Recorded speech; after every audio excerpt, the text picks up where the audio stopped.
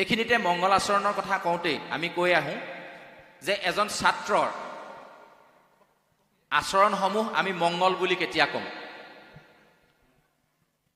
যে এজন ছাত্ৰই প্ৰথম কথা বাহ্যিক যিটো তেওঁৰ মংগল আচৰণৰ ভিতৰত বাহ্যিক যিটো আচৰণ, সেইটো হ'ল ছাত্ৰজনে সদায় ইউনিফৰ্ম পিন্ধি স্কুললৈ যাব লাগিব, হয়নে নহয়? আপোনাৰ হবে কথাখিনিত অকণমান গুৰুত্ব দি থাকিলে হয় নহয় কথাখিনি যদি আপোনালোকৰ পৰা মই আদান প্ৰদান কৰোঁ, তেতিয়াহ'লে আপোনালোকেও শুনি আমনি নাপাব, আমাৰো সুবিধা হ'ব। প্ৰথম কথা, এজন ছাত্ৰই সময়মতে স্কুল যাব লাগিব বাহ্যিক আচৰণৰ ভিতৰত, আৰু ইউনিফৰ্ম পিন্ধি যাব লাগিব, নহয় জানো? যদি এজন ছাত্ৰই 12 বজাত সাধাৰণতে গাঁও ফুৰিবলৈ যোৱা যিটো কাপোৰ, এনেকুৱা কাপোৰ এযোৰ পিন্ধি যদি 12 বজাত স্কুলৰ বেগটো লৈ গৈ থাকে, আমি স্কুললৈ গৈছে বুলি গম পামনে বাৰু? নিশ্চয় নাপাওঁ। তাৰমানে বাহ্যিক আচৰণৰ ভিতৰত এজন ছাত্ৰই যেতিয়া ইউনিফৰ্ম পিন্ধি সময়ত মানে ক্লাছ 9 বজাৰ পৰা যদি আৰম্ভ হয় 9 বজাৰ ভিতৰত বেগটো লৈ যদি যায়, তেতিয়া সকলোৱে গম পাব যে এই ল'ৰাজন স্কুললৈ গৈছে, হয়নে নহয়? এইটো তেখেতৰ বাহ্যিক মংগল আচৰণ। আৰু সেই একেজন ছাত্ৰই স্কুলত গৈ শিক্ষকে যি পঢ়ায় সেই কথাখিনি মনোযোগেৰে শুনি যদি তেওঁৰ কৰিবলগীয়াখিনি উত্তৰ বহীত নকৰে, তেতিয়াও তেখেতক কিন্তু প্ৰকৃততে ভাল ছাত্ৰ বুলি ক'ব পৰা নাযাব, নহয় জানো? গতিকে এজন ছাত্ৰৰ মংগল আচৰণ হ'ল সেইখিনি।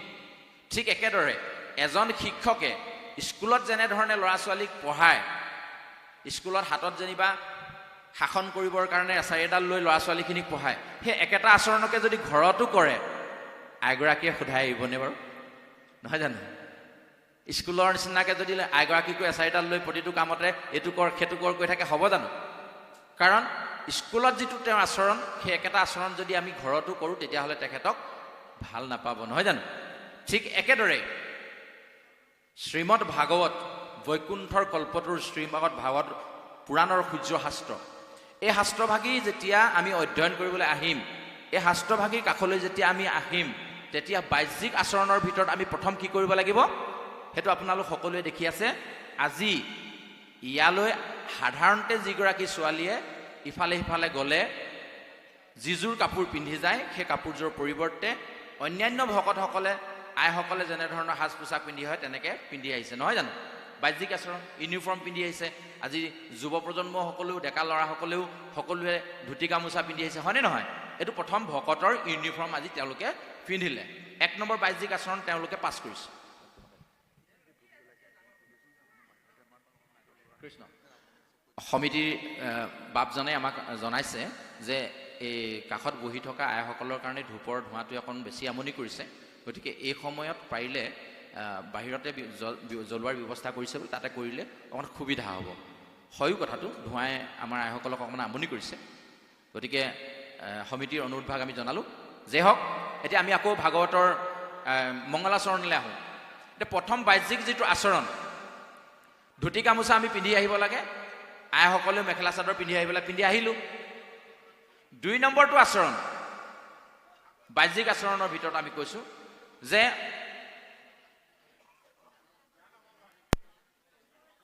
সকলোৱে শৃংখলভাৱে ইয়াত আসন লৈছোঁ, নহয় জানো? আমি কোনেও কাকো আমনি নাই কৰা। 2 নম্বৰ। এতিয়া আভ্যন্তৰীণ আচৰণটোলৈ আহক। আভ্যন্তৰীণ আচৰণৰ ভিতৰত প্ৰথম কথা হ'ল কি, যদি ভগৱন্তৰ গুণনাম কীৰ্তনৰ স্থলীলৈ আহি আমি 3 বস্ত্ৰলৈ ইয়াত বহিব নোৱাৰোঁ, তেতিয়াহ'লে কিন্তু আমাৰ শ্ৰৱণ কীৰ্তন, বিশেষকৈ শ্ৰৱণটো সাৰ্থক নহ'ব। এটা ডাঙৰ প্ৰশ্ন হৈ পৰিছে, 3 বস্ত্ৰ বুলি ক'লে ভকতসকলে যেনিবা ধুতি চেলেং আৰু গামোচা 3 বস্ত্ৰ ল'ব, এতিয়া মহিলাসকলে ইয়াৰ পৰা উঠি যাবগৈ নেকি? নে তেওঁলোকে 3 বস্ত্ৰ কি ল'ব? এইটো হ'ল বাহ্যিক 3 বস্ত্ৰ, ধুতি চেলেং গামোচা। কিন্তু আভ্যন্তৰীণভাৱে আমাৰ সকলোৰে 3 বস্ত্ৰ আছে। সেয়া কি জানেনে? 1 নম্বৰ হৈছে কায়, 2 নম্বৰ হৈছে মন, 3 নম্বৰ হৈছে বাইক। মানে আমাৰ দেহটো ইয়াত থাকিব লাগিব 1 নম্বৰ আভ্যন্তৰীণ আচৰণৰ ভিতৰত। 2 নম্বৰ কথাটো বাহ্যিক আচৰণৰ দ্বিতীয়টো যিটো কথা কৈ আছোঁ, যে প্ৰথম কথা দেহটো আমাৰ ইয়াত থাকিব লাগিব, দেহটো নাথাকিলে আমি কথাখিনি শুনিবলৈ নাপাম। আৰু 2 নম্বৰ কথা, মনটো কেৱল মাত্ৰ ভগৱন্তৰ যিখিনি কথা গুণানুকীৰ্তন হৈছে তাতহে লগাব লাগিব। আৰু 3 নম্বৰটো হৈছে মুখেৰে যিমানখিনি কথা আমি ইয়াত পাতিবলগীয়া হৈছে এইখিনি কেৱল মাত্ৰ কৃষ্ণ ভগৱন্তৰ বাহিৰে আৰু বেলেগ কথা পাতিলে নহ'ব। এতিয়া আমি নিজক সোধো আহক, আমাৰ আচৰণ শুদ্ধ হৈছেনে নাই? যদি আচৰণেই শুদ্ধ কৰিব পৰা নাই তেতিয়াহ'লে ভগৱন্তৰ যিখিনি কৃপা এই কৃপাখিনি আমি কেতিয়াও পাব নোৱাৰোঁ। ইয়াৰ কথাটো আমি অকণমান পিছলৈ ক'ম, কৃপাৰ পাত্ৰ আমি কিয় হ'ব নোৱাৰোঁ। পিছলৈ কোৱাৰ আগত এটা কথা আৰু থাকি গৈছে আচৰণৰ ভিতৰত। আপোনাৰ খবৰ ফালে কেনেকুৱা নাজানো, আমাৰ ফালে আপোনালোকে গাত লগাই নল'ব কিন্তু কৃষ্ণ, আপোনালোকৰ ফালে নহ'বও পাৰে, আমাৰ ফালে এনেকুৱা হয়। সাধাৰণতে আমাৰ পিতৃপুৰুষ, আমাৰ অগ্ৰজসকল যিবোৰ পূজ্য, তেওঁলোকক আমি থাকিবৰ কাৰণে স্থানখন ক'ত দিব লাগে? সাধাৰণতে আমি যেনিবা ঘৰ এটা বনাইছোঁ, নিজৰ কাৰণে খুব ধুনীয়াকৈ ডাঙৰকৈ বহলকৈ ৰুম এটা লৈ মা দেউতাক যদি কেঁচাকৈ সৰু ৰুম এটা বনাই দিওঁ, মা দেউতাৰ প্ৰতি আমাৰ আচৰণটো শুদ্ধ হৈছেনে? নিজক সুধিব দেই, নিজক সুধিলে উত্তৰটো ওলাব। যিদৰে পিতৃ মাতৃক আমাৰ মনলৈ ভাৱ এটা সেইটো স্পষ্টকৈ আহে যে সেইটো আচৰণ আমাৰ শুদ্ধ হোৱা নাই। পিতৃ মাতৃৰ প্ৰতি আমাৰ কৰিবলগীয়া আচৰণ, বাহ্যিক আচৰণৰ ভিতৰত আমি সাধাৰণতে তেওঁলোককহে এডোখৰ সুন্দৰ ঠাইত শয়ন কৰিবৰ কাৰণে, সুন্দৰ ঠাইত খাবলৈ ব্যৱস্থা কৰি দিয়াৰ পাছতহে আমি নিজৰ কথা ভাবিব লাগে। বাহ্যিক আচৰণৰ ভিতৰত এইটো আমাৰ শুদ্ধ হ'ব নে নহ'ব? হয়নে নহয়? আমি সেইটো কৰোঁ, সকলোৱে কৰোঁ, যে কোনো কাৰণত পিতৃ মাতৃক সেইফালে অচলীয়া চালি এডোখৰ বনাই দি নিজে ডাঙৰ টাইলছ লগোৱা ৰুম এটাত আমি নাথাকোঁ। এইটো আমাৰ আচৰণৰ শুদ্ধ। কিন্তু আমাৰ ফালে এজনক কিন্তু তেনেকুৱা কৰা হয়, যিজন আমাৰ পৰম পিতৃ, পৰম পুৰুষ, পৰমেশ্বৰ, পৰম ব্ৰহ্ম ঈশ্বৰ কৃষ্ণ। তেখেতক উপাসনা কৰাৰ স্থানডোখৰ আমাৰ ফালে বহুতে ভাতচুৰ চুকত লৈ গৈ। আপোনাৰ সবে যদি কৰিছে তেতিয়াহ'লে গাত লগাই নল'ব, আমাৰ ফালৰ কথাখিনিকে মই ক'ব বিচাৰিছোঁ। এতিয়া ডাঙৰ কথাটো হ'ল, মোক যদি এদিনৰ কাৰণে কেনেবাকৈ বোলে তই আজি শোৱাৰ ৰুমত ৰুব নালাগে, আলহী দুজন আহিছে তেওঁলোকে শুৱক, তই গৈ সেই ভাতচুৰ চুকতে পাতি এখন পাৰি শুগৈ যা, পাৰিমনে? লাগিলে মই কাষৰ ঘৰতে শুমগৈ, শুবলৈ জেগা নাই যদি। ভাতচুৰ চুকটোত শুই থাকিব পাৰিমনে? এবাৰ সোধক না। য'ত জেঠী পঁইতাচোৰা যেতিয়া পাকঘৰটো আখলটো সামৰি আমি শুবলৈ আহোঁ, তাত কাৰ বেছি প্ৰতাপটো চলে? নিগনি, জেঠী, পঁইতাচোৰা এইবিলাকে ৰাতি টিকটিকাই ফুৰে। আৰু সেই স্থানতে ভগৱন্তক ৰাখি আজি 2 বছৰ, 3 বছৰ, 14 বছৰ, 20 বছৰ আমি তেখেতক সেৱা সৎকাৰ কৰিছোঁ। আচৰণ আমাৰ শুদ্ধ হৈছেনে নাই? এতিয়া আমি নিজক সুধিব লাগিবনে প্ৰভুসকল? তেখেতক যদি তাত আসনখন দি আমি কওঁ, কৃষ্ণ প্ৰভু ল'ৰাটোৰ কাইলৈ ইণ্টাৰভিউ এটা আছে, চকু মেলি চাবা, ভগৱন্তই ভাল পাবনে? থাকিবলৈ দিছ এইডোখৰ, বিচাৰিছ ল'ৰাটোৰ কাৰণে চাকৰি দি আছো, হয়নে নহয়? আমি হ'লে কম নে নকম? বাটত দেখিলে বেয়া মাত এষাৰ দি মাতৰ, ধনকেইটা দৰকাৰ হ'ল যে, অ' প্ৰভু পাৰিলে কিবা এটা কৃপা কৰিবচোন দেই, হ'বনে? ভাল লাগিব। গতিকে আহকচোন আমি প্ৰথম আচৰণ শুদ্ধ কৰোঁ। আমি আমাৰ ফালে এনেকুৱা মানুহো দেখিছোঁ, 2 মহলীয়া ঘৰ বনাইছে, 10টা ৰুম, পুতেক 2জন, এজন দুলীয়াজনত চাকৰি কৰে, এজনে ডিগবৈত চাকৰি কৰে, 2জনে চাকৰি সূত্ৰে 2জন তাতেই থাকে। বোৱাৰী আনিলে তাতে লগত লৈ গুচি গ'ল, ঘৰত কেৱল মাত্ৰ পিতৃ মাতৃহে থাকি গ'ল। 10টা ৰুমৰ ভিতৰত এটা ৰুমৰ কোনোবা এটা চুকত পিতৃ মাতৃ শুৱে। ইমানকেইটা ৰুম এনেই থাকি গ'ল, কিন্তু যিজন ভগৱন্তই তেখেতক সেই 10টা ৰুম ভৰা 2 মহলীয়া ঘৰটো বনাব পৰাকৈ কেপাচিটিটো দিলে, শক্তিকণ দিলে, তেখেত থাকিবলৈ কিন্তু ৰুম এটা বনাব পৰা নগ'ল। আচৰণ শুদ্ধ হৈছে জানো? ভাগৱতৰ মংগলাচৰণৰ ভিতৰত এই কথাখিনি যাতে আমি মানি চলোঁ, তাৰ কাৰণে আমি সকলোৰ চৰণত প্ৰণাম জনাই, সেৱা জনাই এই যদি কৰ্মকেইটা নকৰোঁ, তেতিয়াহ'লে আমি কোনো কাৰণত ভগৱন্তৰ কৃপাৰ পাত্ৰ হ'ব নোৱাৰিম চাগে। কেলে? মংগলাচৰণৰ আৰম্ভণিতে সেইকাৰণে গুৰুজনাই লিখিলে, ৰাম জয় জয় কৃষ্ণ কৃপা ময় মহেশ্বৰ যাৰ আজ্ঞাৰে বহে ব্ৰহ্মা হৰিহৰ।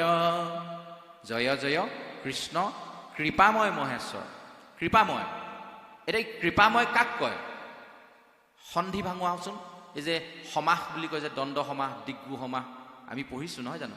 সমাস বাক্য যদি লিখোঁ, কৃপাময়, যি সকলোকে কৃপা কৰে,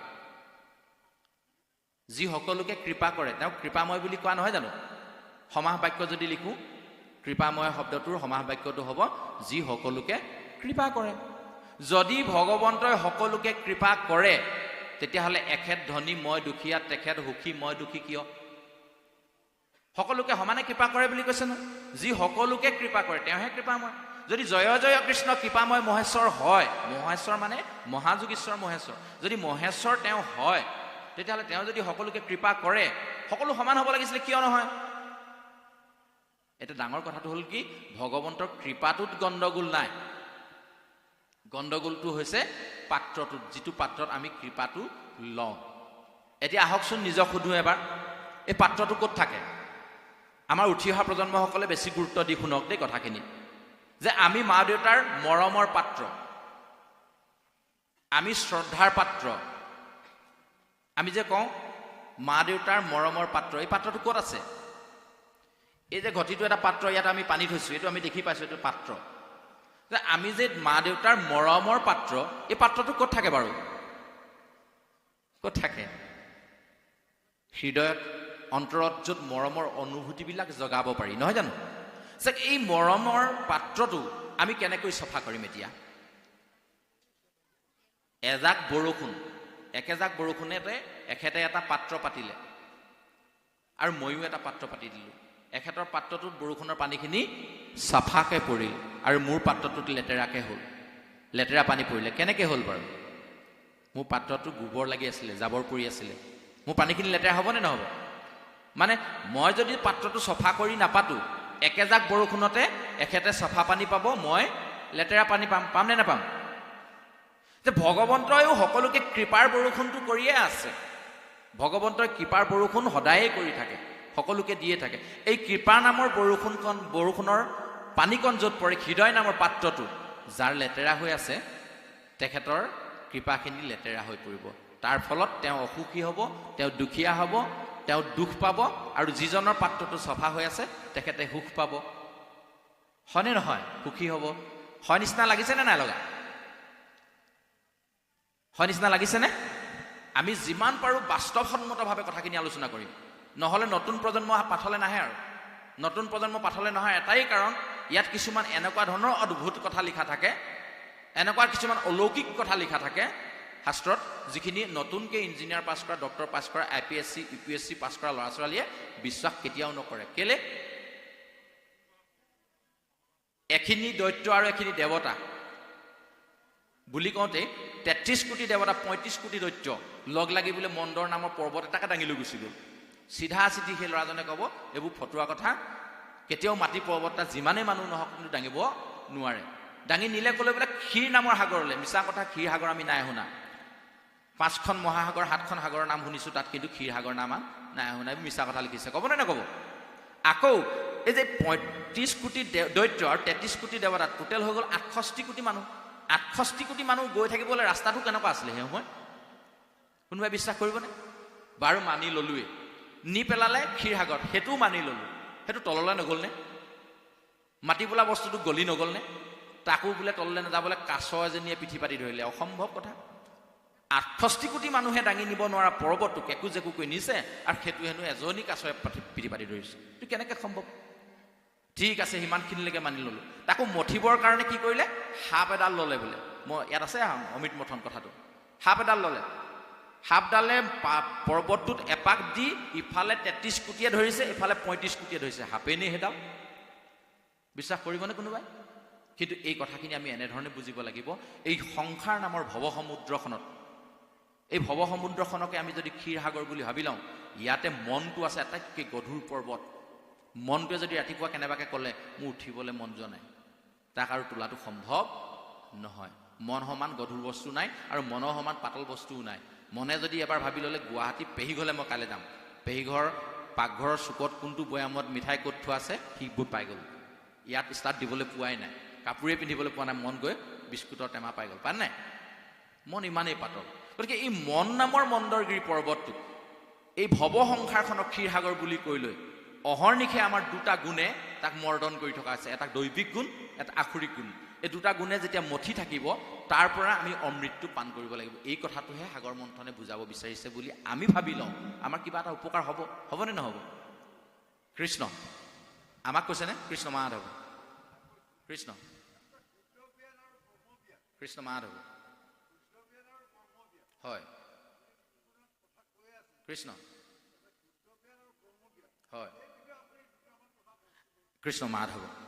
বাপজনৰ প্ৰতি আমি শ্ৰদ্ধা নিবেদন কৰিছোঁ, তেৰাৰ চৰণত আমি সেৱা ধৰিছোঁ।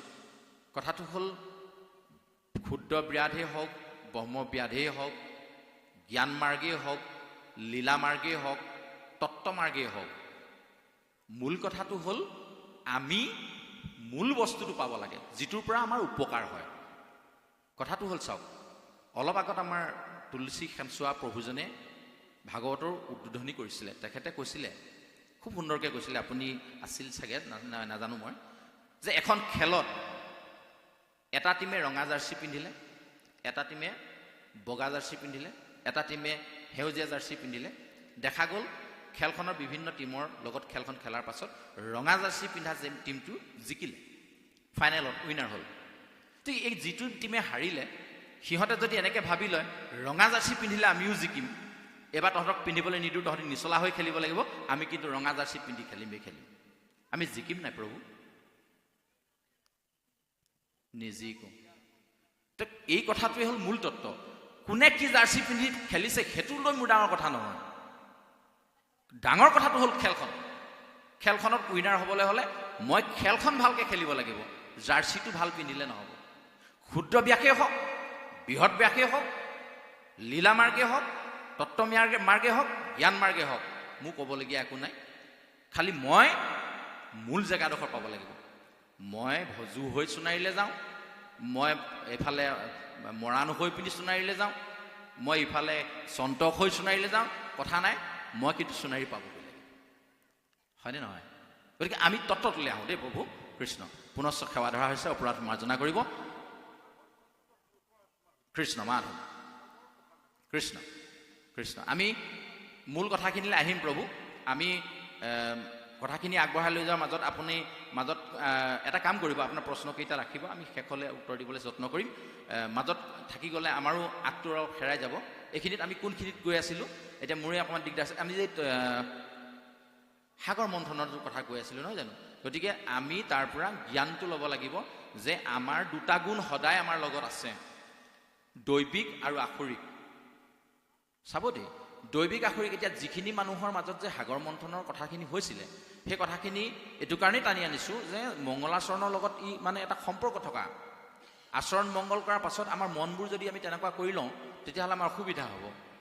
গতিকে মন যেতিয়ালৈকে শুদ্ধ নহ'ব, বাহ্যিকভাৱে যিমান শুদ্ধভাৱে আপুনি এইবিলাক সজাই মেলি প্ৰাৰ্থনা কৰক লাগে, এইটো কেতিয়াও শুদ্ধ নহ'ব। আমাৰ এজন বক্তা আছে ভূপেন ভৰালী বুলি, তুলসী খেমচোৱা ছাৰে কৈছিলে বোলে তেখেতক এদিন আমাৰ নামঘৰত মণিকূটত শৰাইভাগ নিবেদন কৰিবৰ কাৰণে আগবঢ়ালোঁ, শৰাই অৰ্চনা কৰিবৰ কাৰণে তেখেতক অনুৰোধ জনোৱা হ'ল। তেখেতে ক'লে বোলে মোক চেণ্ডেল পিন্ধি যাবলৈ দিলেহে মই শৰাইখন সজাব পাৰিম।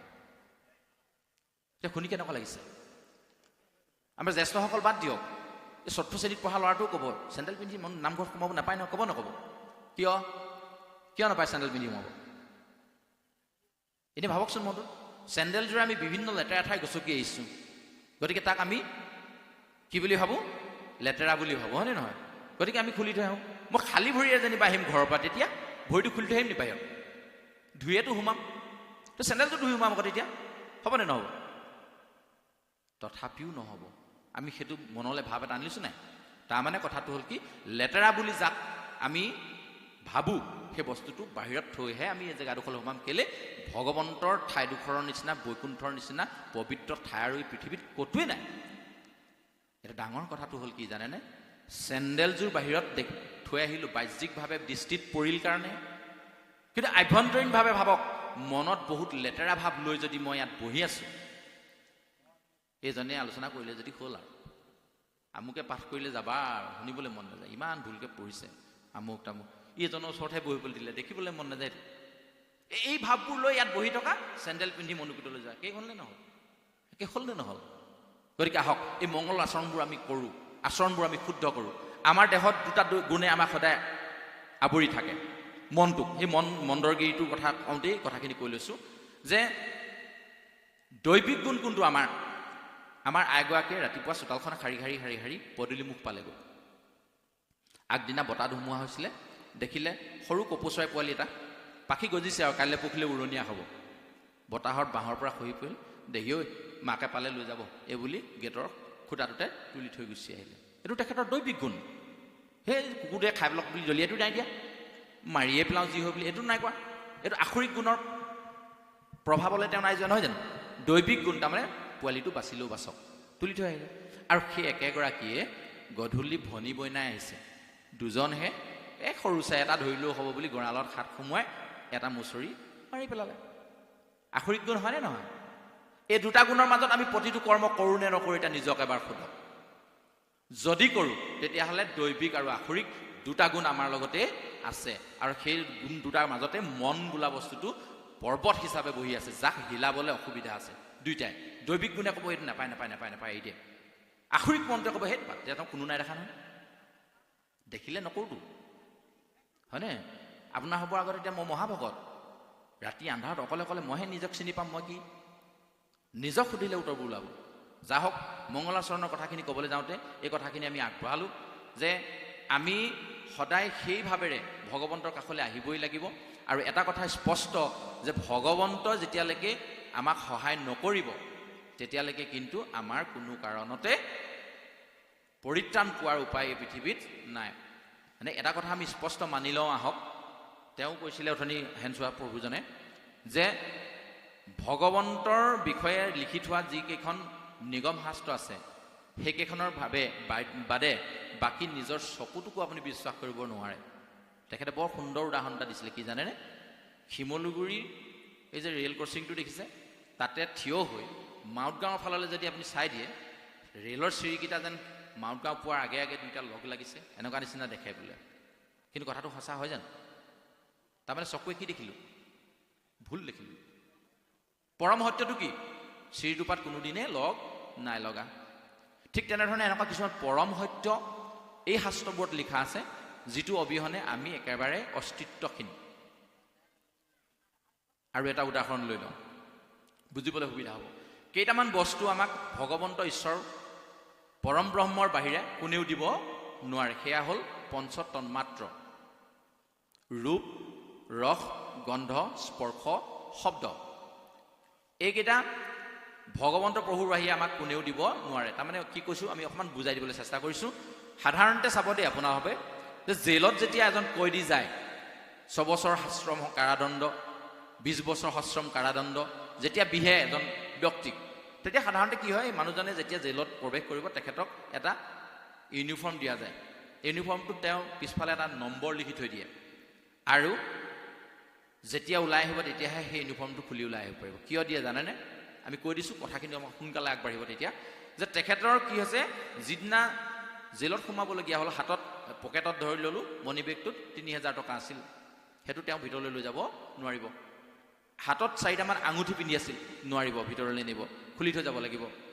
ডিঙিত চেইন এডাল পিন্ধি আছিল, ভিতৰলৈ নিব নোৱাৰিব, কাৰণ সেইটো কাৰণে হয়তো কাজিয়া হ'ব পাৰে, বা সেইটোৱেদি পলাবলৈ ব্যৱস্থা কৰিব পাৰে। বিভিন্ন কথা আইন আছে যাৰ কাৰণে এতিয়া থৈ দিয়ে। এতিয়া কথাটো হ'ল কি, এতিয়া সেই মানুহজনৰ নামটো সেইকাৰণে পিঠিত নাম্বাৰ এটা লিখি দিয়ে 412, আৰু ইফালে এটা 412 বাকচ বনালে, এই বস্তুখিনি 412 বাকচটোত ভৰাই থৈ দিব।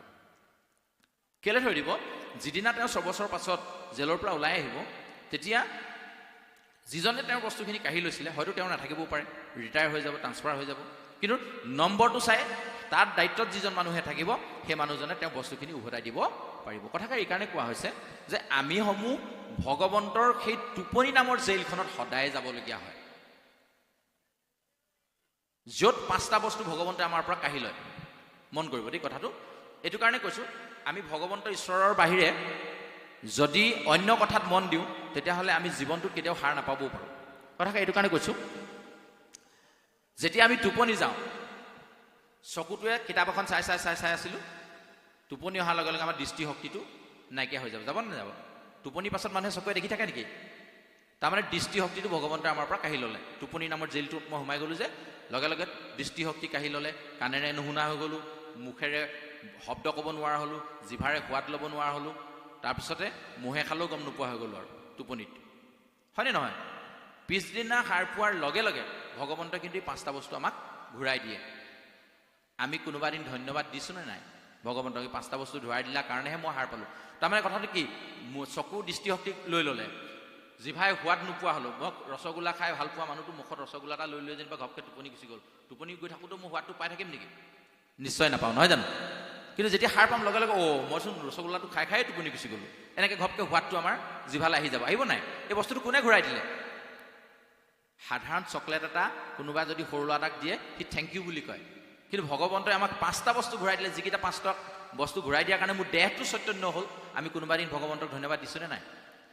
ৰাতিপুৱা সাৰ পালোঁ কি নাপালোঁ, চকুকেইটা মেলিলোঁ, চেপাটো পাতি থৈছিলোঁ আমুকত, পানীয়ে উটুৱাই নিব পাৰে, দিয়া দৌৰ, হয়নে নহয়? কেতিয়াবা প্ৰথম সেইকাৰণে ভগৱন্তক ধন্যবাদ এটা দিব, সেই ঈশ্বৰ তুমি সাৰ পুৱাই দিলাৰ কাৰণেহে পালোঁ। গতিকে এই ধন্যবাদৰ পাত্ৰকণো ভগৱন্ত নহয়। তাৰ পাছত আহি ভগৱন্তৰ ওচৰত ল'ৰাটোৰ চাকৰিৰ কাৰণে আমি সেৱা ধৰোঁ। ভগৱন্তই শুনিবনে? শুনিব? চাওকচোন আমি কিমান স্বাৰ্থপৰ। আমাৰ ফালেতো কিছুমান এনেকুৱা আছে, ল'ৰাটো চাকৰিটো খ'লেই হয় আৰু নামঘৰৰ তোৰণখন ময়ে বনাই দিম, ঘোচ দিছোঁ তাৰমানে ভগৱন্তক, ঘোচ মানে তোৰণখন বনাই দিম, চাকৰিটো দিয়া আৰু। তথাপিও যদি কেনেবাকৈ ভগৱন্তই চাকৰিটো দি দিয়ে, ধন্যবাদটো কিন্তু লগে লগে চাকৰিটো যে পোৱা দিনা পোনে গৈ ভগৱন্তৰ ওচৰত যে প্ৰাৰ্থনাটো জনাইছিলোঁ, সেইকাৰণে ল'ৰাটো চাকৰিটো পালে, সেইকাৰণে ভগৱন্তৰ ওচৰত আকৌ সেৱাভাগ ধৰি আহোঁ। কোনোবা মনলৈ আহেনে? পাৰ্টি খাব লাগে এতিয়া ল'ৰাই চাকৰি পালে, হয়নে নহয়? আমাৰ সেইটোৱে মনলৈ আহে। গতিকে এনেধৰণৰ আচৰণযুক্ত হৈ থাকিলে আমি কোনোদিন ভগৱন্তৰ কৃপাৰ পাত্ৰ হ'ব নোৱাৰোঁ। আহক আমি আমাৰ পাত্ৰটো চফা কৰোঁ। যে পাত্ৰ চফা কিহে কৰিম? গুৰুজনাই আমাক দুডোখৰ চাবোন দিছে। বাহিৰডোখৰ চফা কৰিবৰ কাৰণে বিভিন্ন চাবোন আছে, প্ৰসাধন সামগ্ৰী আছে। যে অন্তৰমান নামৰ, হৃদয় নামৰ যিটো পাত্ৰ, এই যিটো পাত্ৰত ভগৱন্তৰ কৃপাৰ বৰষুণ হয়, এই পাত্ৰটো চফা কৰাৰ দুটাই মাত্ৰ পদ্ধতি আছে, দুডোখৰ মাত্ৰ চাবোন আছে, শ্ৰৱণ আৰু কীৰ্তন। আমি ভগৱন্তৰ কথা শুনিব লাগিব। এতিয়া আমাৰ সকলোৱে ক'ব আমিচোন শুনিয়ে থাকোঁ, কিন্তু এইটো শুনা বুলি নকয়। কোনটো শুনা বুলি কয় তেতিয়াহ'লে? উদাহৰণ আকৌ লৈছোঁ। ধৰি ল'লোঁ আমাৰ ঘৰত ভাগৱত এভাগ পাঠ কৰিবলৈ ল'লোঁ, ঠগাখন নাই। দেউতাই মোক ক'লে, হেৰি নহয় ইহঁতৰ ঘৰৰ পৰা তুমি ঠগাখন লৈ আহাগৈ যোৱা। মই দেউতাক ক'লোঁ মই নোৱাৰোঁ। দেউতা ভাইটিক ক'লে তই লৈগে যা, সি লৈ আহিলে। এতিয়া আপোনাৰ ভাৱে কওকচোন, মই দেউতাৰ কথা শুনিলোঁ নে নুশুনিলোঁ? শুনিলোঁ নে? নুশুনাকৈ মই কেনেকৈ ক'লোঁ ঠগাখন নোৱাৰোঁ? মই নোৱাৰোঁ বুলি ক'লোঁ নহয়। যদি মই দেউতাৰ কথা নায়ে শুনা, মই নোৱাৰোঁ বুলি কেনেকৈ ক'লোঁ? মইতো শুনিছিলোঁ। নিজক সোধকচোন এতিয়া কথাটো ক'ত লাগি থাকিলে। দেউতাই ক'লে ঠগাখন লৈকে যা, মই ক'লোঁ মই নোৱাৰোঁ। তেতিয়া মানুহে ক'লে কি বুলি? দেউতাকৰ কথা নুশুনা ল'ৰা। ক'ব নে নক'ব? নুশুনাকৈ মই কেনেকৈ ক'লোঁ মই নোৱাৰোঁ বুলি? মইতো শুনিলোঁ। সেইটো শুনা বুলি নাই কোৱা। তাৰমানে ভাইটিয়ে আনিবলৈ কোৱা কাৰণে লৈ আহিলে, পালন কৰিলে, সেইকাৰণে সেইটো শুনা হ'ল। এতিয়া ভাগৱতৰ কথা শুনি আমি পালন কৰোঁ কিমান? এবাৰ নিজক সুধিলে, নিজক টেষ্ট কৰি ল'লে উত্তৰবোৰ ওলাই পৰিব আৰু। ভাগৱতৰ মতে আমি কিমান চলিছোঁ, ভাগৱতে কোৱা কথা আমি কিমান শুনিছোঁ, ভাগৱতে কি কি কয়। ইমান সুন্দৰ সুন্দৰ বিশ্লেষণ ইয়াত আছে। প্ৰথম স্কন্ধ খুব ধুনীয়াকৈ আমাৰ পাঠকীসকলে পাঠ কৰি আমাক শুনোৱাই গ'ল, খুব সুন্দৰকৈ আমি শুনিলোঁ।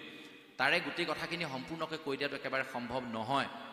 গতিকে আমি কমকৈ কম, তাতে আমাৰ কলি নিগ্ৰহৰ এটা কথা আমাৰ তাত থাকি গৈছে, পঢ়ি গৈছে ইতিমধ্যে। আমি সেই কথাখিনিকে অকণমান আনিম আৰু আপোনাৰ হবে যদি কয়, আপোনাৰ হবৰ যদি আদেশ, আপোনাৰ হবৰ যদি আজ্ঞা হয়, আমি অহাকালিলেও এনেকুৱা সময়তে খন্তেক সময়ৰ কাৰণে আলোচনাত বহিম, যদিহে আপোনাৰ হবে বিচাৰে।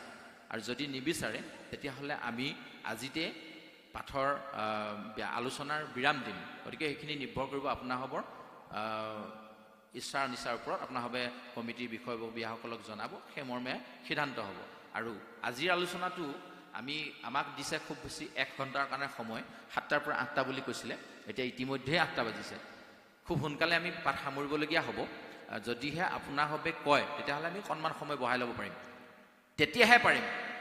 যদিহে আপোনাৰ হবে যেনেধৰণে এই আলোচনাৰ সময়খিনি উপস্থিত থাকিলে পাঠৰ সময়তো নাই বুলিও আগবেলা সময়খিনি মানে 12 মান বজালৈকে সমস্ত ইয়াত উপস্থিত থাকে। কেলে চাওক, যিটোজনে শ্ৰৱণ কৰে তেখেতো কৃতাৰ্থ হয়, আৰু যিজনে স্মৰণ কৰে তেখেতো কৃতাৰ্থ হয়, আৰু যিজনে প্ৰশংসা কৰে, কীৰ্তন কৰাজনতো ভগৱন্তৰ কৃপা পায়েই। শুনে বা ভনে বা প্ৰশংসা যদি কৰে, আনক যদি এতিয়া ধৰক আমুকে পঢ়িছে, ইমান ধুনীয়াকৈ যে পঢ়িছে, পাঠকীজনে বৰ ভাল লাগিছে দেই শুনি, এইবুলি যদি আপুনি ক'লে নহয়, ভগৱন্তৰ কৃপাৰ আপুনি পাত্ৰ হ'লে আৰু ক'বলৈ বাকী নাই। তাৰমানে আপোনাৰ অন্তৰখন চফা হৈছে বুলি ভগৱন্তই গমেই পাই গ'ল। গতিকে এই কথাখিনিকে শুনিবৰ কাৰণে যদি আমি অকণমান সময় নাই বুলিও 12 মান বজালৈকে যদি উপস্থিত থাকোঁ বুলি ভাবোঁ, তেতিয়াহ'লে আমি 8:30 মান বজালৈকে সময় ল'ব পাৰিম আলোচনাত। কাৰণ কেলে আমাৰ সময়ত আপোনাৰ হবে ইমান সুন্দৰকৈ বহিলে, তাৰপাছত পাঠ আৰম্ভ হ'ল, চব গুচি গ'ল, পাঠকীদ্বৰে মোকে মনে মনে গালি পাৰি থাকিব, আৰু এই সময়খিনি খাই দিলে। আৰু মানুহখিনি থাকোঁতে আমি পঢ়িম বুলি ভাবিছিলোঁ, এই সুবিধাটোৱে নিদিলে, হ'বনে নহ'ব? এইকণ দুখৰ পৰা আমাক অকণমান কৃপা কৰিব দেই। আমি তেতিয়া 8:30 মান বজালৈকে সময় অকণমান ল'ম। কেলে আলোচনাটো বিশেষ আগবঢ়াব পৰাই নাই। এতিয়া কথা হ'ল যে ভগৱন্তৰ কৃপাৰ পাত্ৰ আমি হ'ম, কেলে ভগৱন্তই কোৱা বানময় মূৰ্তি হিচাপে কোৱা কথাখিনি আমি শুনিম। ঠিক আছে, এতিয়া শুনিবৰ কাৰণে প্ৰথম কথা হ'ল কি, আমি অন্তৰাত্মাটোক সাৰ পোৱাব লাগিব। আমি কিন্তু বেছিভাগ মানুহে শুই থাকোঁ। সেইকাৰণে কপিল প্ৰভুজনে দেৱহূতি মাতৃক 3য় স্কন্ধত খুব সুন্দৰকৈ দিছে, সাংখ্য জ্ঞান তত্ত্ব বুলি এটা ধৰণৰ লেচন আছে, তাত কৈছে যে আয়ে তুমি জীয়া মানুহৰ সংগত থাকিবা। তেতিয়া মাকে আচৰিত হ'ল, মৰা মানুহো থাকে নি পৃথিৱীত? বোলে পৃথিৱীৰ বেছিভাগ মানুহেই মৰা, জীয়া মানুহৰ সংখ্যা খুবেই কম। আমি কেনেকৈ চিনি পাম এতিয়া জীয়া মানুহ? সেইটো ক'ত থাকিব? জীয়া মানুহৰ আগত শ্ৰী থাকে, থাকে নাই? আমাৰ অসমীয়াত কিন্তু এইটো বিশ্লেষণটো বৰ সুন্দৰকৈ হয়, ইংৰাজীত হ'ব নহ'ব নাজানো। আমাৰ অসমীয়াত শ্ৰী যেতিয়ালৈকে থাকিব, মানুহজন জীয়া বুলি আমি গম পাম নে নাপাম? শ্ৰী মানেনো কি? তালব্য স যোগ ৰ, তালব্য হৃদয় শ্ৰ, হয়নে নহয়? তালব্য স মানে সেই দেহটোৰ একো অস্তিত্ব নাই, সি এটা শৰ নিচিনা। যেতিয়ালৈকে তালব্য শৰ লগত ৰমন নহ'ব। কি ৰমন নহ'ব? দীঘৰী। দীঘৰিকাটো কি বুজাইছে? ঈশতত্ব, মানে ভগৱন্তৰ ঈশ্বৰৰ তত্ত্বটো যেতিয়ালৈকে আমাৰ শৰীৰত বিৰাজমান হৈ নাথাকিব, তেতিয়ালৈকে আমি শ্ৰী হৈ থাকিব নোৱাৰিম। তাৰমানে ভগৱন্তৰ গুণ নাম কীৰ্তন আমাৰ অন্তৰত যেতিয়ালৈকে বিদ্যমান হৈ নাথাকিব, তেতিয়ালৈকে আমি মৰা মানুহৰ একেই কথা বুলি কৈছে। গতিকে আমাৰ মনত ভগৱন্তৰ কথা ৰমন হৈ আছে নে নাই, এবাৰ নিজক টেষ্ট কৰিলেহে আমি গম পাম। কেনেকৈ টেষ্ট কৰিম? টেষ্ট কৰিবলৈ উপায় এটা আছে। সাধাৰণতে যিজন মানুহৰ নাম সততে মুখলৈ আহে, সেই মানুহজনৰ খুব প্ৰিয় হ'ব লাগিব, তেতিয়াহে মনলৈ আহিব, নহয় জানো? যে আমাৰ কোনটো বেছি প্ৰিয়? সাধাৰণতে উজুতি এটা মাৰোঁতে মনলৈ যিটো ভাৱ আহে বা মুখত যিষাৰ মাত আহে, সেইটোতে গম পাই যাব আমাৰ মনটো ক'ত আছে, হয়নে নহয়? উজুতিটো মাৰিলে ঘপকৈ যদি আমাৰ মানে সেইষাৰ আহে, আৰু আছে নহয় এষাৰ, হয়নে নহয়? তেতিয়া জানিম আমাৰ মনটো ক'ত আছে। যদি উজুতিটো খাওঁতে ফটককৈ কৃষ্ণ কৃষ্ণ কৃষ্ণ যদি আহে, ভগৱন্তত মনটো লাগি আছে, আমি নিজক টেষ্ট কৰিলে গম পাব। এইটো টেষ্টাৰ মানে কাৰেণ্টটো আহিছে নে নাই, নহয় জানো? তো গতিকে এই কথাবোৰ আমি নিজক টেষ্ট কৰি চাব লাগিব। আৰু 2 নম্বৰ কথা, সেইকাৰণে আমি শ্ৰী হৈ থাকিব লাগিব, আমি সাৰ পাই থাকিব লাগিব। আহক এতিয়া আমি বুজি পাওঁ কেনেকৈ সাৰ পাই থাকিম। সাধু এটাৰ যোগেদি বুজোঁ, বেছি ভাল লাগিব। আমি আচলতে জীৱন নামৰ যাত্ৰাৰ যিখন ট্ৰেইন, সেই ট্ৰেইনখনত সদায় আমি ফেইল মাৰি আছোঁ। কেনেকৈ বুজি লওঁ? আমি শুই থাকোঁ, তাৰমানে সাৰ নাপাওঁ। কেনেকৈ? এবাৰ স্বামী স্ত্ৰীৰ মাজত কাজিয়া হ'ল। দুজনে আছে আৰু ঘৰখনত, ল'ৰাটো গুৱাহাটীত থাকে, পঢ়ে। দুইজনৰ মাজত কাজিয়া হ'ল, 4 দিনমান মাতবোল বন্ধ। কালিলৈ ৰাতিপুৱা 3 মান বজাতে মানুহজন ল'ৰাটোৰ ওচৰলৈ যাব। আৰু এতিয়া মাতবোল বন্ধ হ'ল, মানুহজনে সাৰ নাপায়, মোবাইলো নাই এলাৰ্ম দিবলৈ। মানুহগৰাকীয়ে সাৰ পুৱাই দিবই লাগিব। গতিকে ডাইনিং টেবুলত ভাত খাবৰ সময়ত কাগজ এডোখৰত লিখি দিলে, কালিলৈ 3 বজাত মোৰ ট্ৰেইন আছে, ল'ৰাটোৰ ওচৰলৈ যাম, মোক কিন্তু সাৰ পুৱাই দিবা দেই। লিখি দিলে। মানুহগৰাকীয়ে চালে, এওঁ যাব কালিলৈ ল'ৰাটোৰ ওচৰলৈ। পিছদিনা 2:30 মান বজাত মানুহগৰাকীয়ে সাৰো পালে। মনতে ভাৱ এটা আহিলে নহয়, তুমি হ'লে মোক আগে মাতিব নোৱাৰিলা, মুখেৰে ক'ব নোৱাৰিলা, লিখিহে দিলা। ময়ো লিখি দিওঁ আকৌ। 3টা বাজিলে, সাৰ পোৱা যদি পোৱা, নহ'লে ট্ৰেইন ফেইল হ'ব। শিতানতে থৈ দিলে। সাৰ পাবনে নাপায়? কৃষ্ণ কৃষ্ণ। এতিয়া সাধুটোত অকণমান মনটোতে আনন্দ পাইছোঁ, নহয় জানো? কিন্তু আমাৰ জীৱন যাত্ৰাৰ যিখন ৰেল, আমি কোনোদিনে সাৰ নাপাওঁ। কেলে? আমাৰ শিতানত গুৰুজনাই যে গুণমালা লিখি থৈ দিলে, আজিলৈকে আমি কোনো পঢ়ি চোৱাই নাই। আমাৰ শিতান কোনটো? অসমীয়া সমাজৰ শিতান কোনটো? আমাৰ অসমীয়া সমাজৰ মূল ভেটি কি? নামগৃহ। গুৰুজনাই সৃষ্টি কৰি থৈ গ'ল। নামগৃহৰ শিতান কোনটো? মণিকূট। মণিকূটত কি আছে? বানময় মূৰ্তি ভাগৱত বুলি কওঁ। কি বানময় মূৰ্তি আছে? গুৰুজনাই লিখা গুণমালা পুথিখন আছে, য'ত 6টা অধ্যায় আছে, 24টা তত্ত্ব, 18টা তত্ত্ব 18 অধ্যায়ত গীতাত কৃষ্ণই অৰ্জুনক কৈ দিলে। বাকী 6টা তত্ত্ব নকলে। সেই 6টা তত্ত্ব যদি অৰ্জুনক কৈ দিলেহেঁতেন, অৰ্জুন ব্ৰহ্ম জ্ঞান প্ৰাপ্ত হৈ গ'লহেঁতেন। যুদ্ধ নকৰে। সেইকাৰণে যুদ্ধ কৰিব পৰাকৈ যিমানখিনি তত্ত্ব ক'ব পাৰে, 18টা তত্ত্বত 18 অধ্যায় গীতাত অৰ্জুনক গোটেই কথাখিনি কৃষ্ণই ক'লে। কিন্তু কলিযুগৰ মলমতী নৰৰ সেইকেইটা 18টা তত্ত্বই তৰিব নোৱাৰিব বুলি গম পাই গুৰুজনাই গুণমালা বুলি এখন পুথি লিখি 6টা অধ্যায়ত হাতী মাৰি ভুৰুকাত ভৰাই আমাৰ শিতানত থৈ দিলে। আৰু আমি শুই আছো। সাৰ পাম নি? গুণমালা এতিয়া আমি কিমানে পঢ়িছোঁ নিজক এবাৰ সুধিলে উত্তৰটো ওলাব। গুৰুজনাৰ গুণমালা যিমানে নাই পঢ়া, তেতিয়াহ'লে আমি জীৱন যাত্ৰাৰ ৰেলপথ আমি কেতিয়াও হাৰ নাপাওঁ। সেই মানুহগৰাকীয়ে লিখি থোৱা নিচিনা শংকৰ গুৰুজনায়ো লিখি আমাৰ শিতানত থৈহে দিছে। আৰু আমি সেইভাগে মাত্ৰ নিয়মটো পালন কৰি আছোঁ। জাৰ্চি যে ৰঙাটো পিন্ধিলে জিকে, সেইকাৰণে আমি এই যে গুণমালাখন নহ'লে ভাগৱত প্ৰতিষ্ঠা নহয় কাৰণে গুণমালা ভাগ দি দি ভাগৱত প্ৰতিষ্ঠা কৰি আছোঁ, নিয়ম কৰি আছোঁ। পাত ধুনীয়াকৈ কাটি দিব লাগিব, ফুল কাটি দিব লাগিব, ফুল কাটি দি আছোঁ, দেখিবলৈ ধুনীয়া লাগিব, সজাই লৈছোঁ। এয়া যে আপুনি সজাই লৈছোঁ, বহুতে হয়তো বুজিও পোৱা নাই। ইয়াত যে শংখ চক্ৰ গদা পদ্ম কীৰ্তন দশম ঘোষা ৰত্নাৱলী সজাই লৈছে, হয়তো আমি বহুতে বুজিও পোৱা নাই। কিনো সজাইছে আৰু গামোচাই কিবা শৰাই কেইখনমান ঢাকি থৈছে, কিহা ঢাকি থৈছে আমি গম নাপাওঁ। ইয়াতে 4খন পুথি দিয়া আছে, কীৰ্তন দশম ঘোষা ৰত্নাৱলী। কিয় দিলে? এই 4খন পুথি নিগম শাস্ত্ৰ, যিকেইখন নপঢ়িলে আমি কেতিয়াও সাৰ পাব নোৱাৰোঁ। শংখ চক্ৰ গদা পদ্ম ভগৱন্তৰ 4 অস্ত্ৰ যদি আমাৰ শৰীৰত পৰীক্ষিত হৈ নাথাকে, তেতিয়াহ'লে আমাৰ মূৰত সদায় শিৱৰ নিচিনা সংসাৰৰ জঁটটোহে থাকিব, চিন্তাৰ পাচিটোহে থাকিব, ভক্তিৰ পাচি কোনোদিন নাহিব। যেতিয়ালৈকে ভক্তিৰ পাচি মূৰত নাহিব, ভগৱন্ত কেতিয়াও মূৰত নবহিব। ভগৱন্ত বসুদেৱৰ মূৰত বহি দিলে কেতিয়া? কংসৰ কাৰাগাৰত থাকোঁতে, হাত ভৰি বান্ধি থৈ দিওঁতে, কৃষ্ণ যেতিয়া জন্ম হ'ল, পাচিটো ক'ৰ পৰা পালে আইসকল? যিটো পাচিত তেওঁ মূৰত কৃষ্ণক লৈ যে যমুনা পাৰ হৈ গ'ল, কিহৰ পাচি সেইটো? কংসই কেলে থৈছিলে কাৰাগাৰত? হাতে ভৰিয়ে লোৰৰ শিকা হেকলি লগাই 7খন দুৱাৰৰ ভিতৰত অন্ধকাৰ পোতাশালত দৈৱকী বসুদেৱক বান্ধি থৈছে। পাচিটো কিহৰ কাৰণে থৈছিলে তাত? সেইটো পাচি নহয়। সেইটো পাচি হৈছে ভক্তিৰ পাচি। ভক্তিৰ পাচি বুলি ক'লে যদি বুজাত অসুবিধা হৈছে, মূৰত এপাচিমান চিন্তা, কি কবি আৰু। আমি যে মানুহক কওঁ, এপাচিমান যদি চিন্তা থাকিব পাৰে, এপাচিমান ভক্তি থাকিব নোৱাৰিব নি? যেতিয়া ভক্তিৰে মূৰটো ভৰি থাকিব, এপাচিমান ভক্তি হ'ব, ভগৱন্ত আহি মূৰত বহি দিব। বৈষ্ণৱ ৰূপেৰে চিগাল যিটো চতুৰ বুদ্ধিটোৱে আপোনাৰ মায়াৰ যমুনাৰ বাট দেখুৱাই দিব। নহ'লেনো সেই ভৰা যমুনাখন শিয়ালটোৱেনো খোজকাঢ়ি পাৰ হ'ব পাৰেনে? এইবোৰ অলৌকিক কথা নহয় নি? যমুনা নদী ফেনে ফুটুকাৰে ভৰ্তি হৈ আছে, মাজেদি বোলে শিয়ালটোৱে কুজুক খোজকাঢ়ি পাৰ হৈ গুচি গ'ল। শাস্ত্ৰত লিখা আছে যে আমাৰ হৃদয় যমুনা নৈ, যমুনা নৈ বৈ আছে হৃদয়ৰ মাজে, যমুনা নৈ বৈ আছে হৃদয়ৰ মাজে। আমি যে কওঁ হৃদয়ৰ মাজত যমুনা নৈখনক কেনেকৈ বৈ? সেইখন মায়াৰ যমুনা নৈ, যিখন মায়াৰ ইপাৰে থাকিলে মথুৰা, মায়াৰ নগৰী, য'ত কংস থাকে, য'ত বেয়া চিন্তাবোৰ থাকে, সেই মায়াৰ পৰা আঁতৰি গোকুললৈ গুচি গ'ল। গো মানে গোবিন্দ, গো মানে গুৰু, গো মানে গোপাল। সেইকাৰণে গোপাল গুৰু গোবিন্দৰ গুৰুৰ আশ্ৰয় ল'বৰ কাৰণে কৃষ্ণই মায়াৰ মথুৰাৰ পৰা ভক্তিৰ মূৰত উঠি, মানে ভক্তিত বহি গুচি আহিলে। চতুৰ শিয়ালটোক জানো, চতুৰ নহয় জানো শিয়ালটোক? চতুৰ জীৱ বুলি কোৱা নাজানো? শিয়ালৰ সমান ধূৰ্ত নাই বুলি কয় নহয়। টেঙৰ, আমাৰ টেঙৰ মনটোৱে আগে গ'ল, পাছে ভকত গ'ল, ভকতৰ মূৰত ভগৱন্ত যেতিয়া মূৰত বহি দিলে, অনন্ত নাগ আহি ছত্ৰ ধৰি ল'লে। অনন্ত নাগ কোন? য'ত ভগৱন্তই শয়ন কৰে, যাক ৰাম নামেৰে জনা যায়, বলৰাম। চাওকচোন চিন্তা কৰি, আগে বৈষ্ণৱ, পাছে ভকত, ভকতৰ মূৰত ভগৱন্তক ছত্ৰ দিছে অনন্ত নাগে।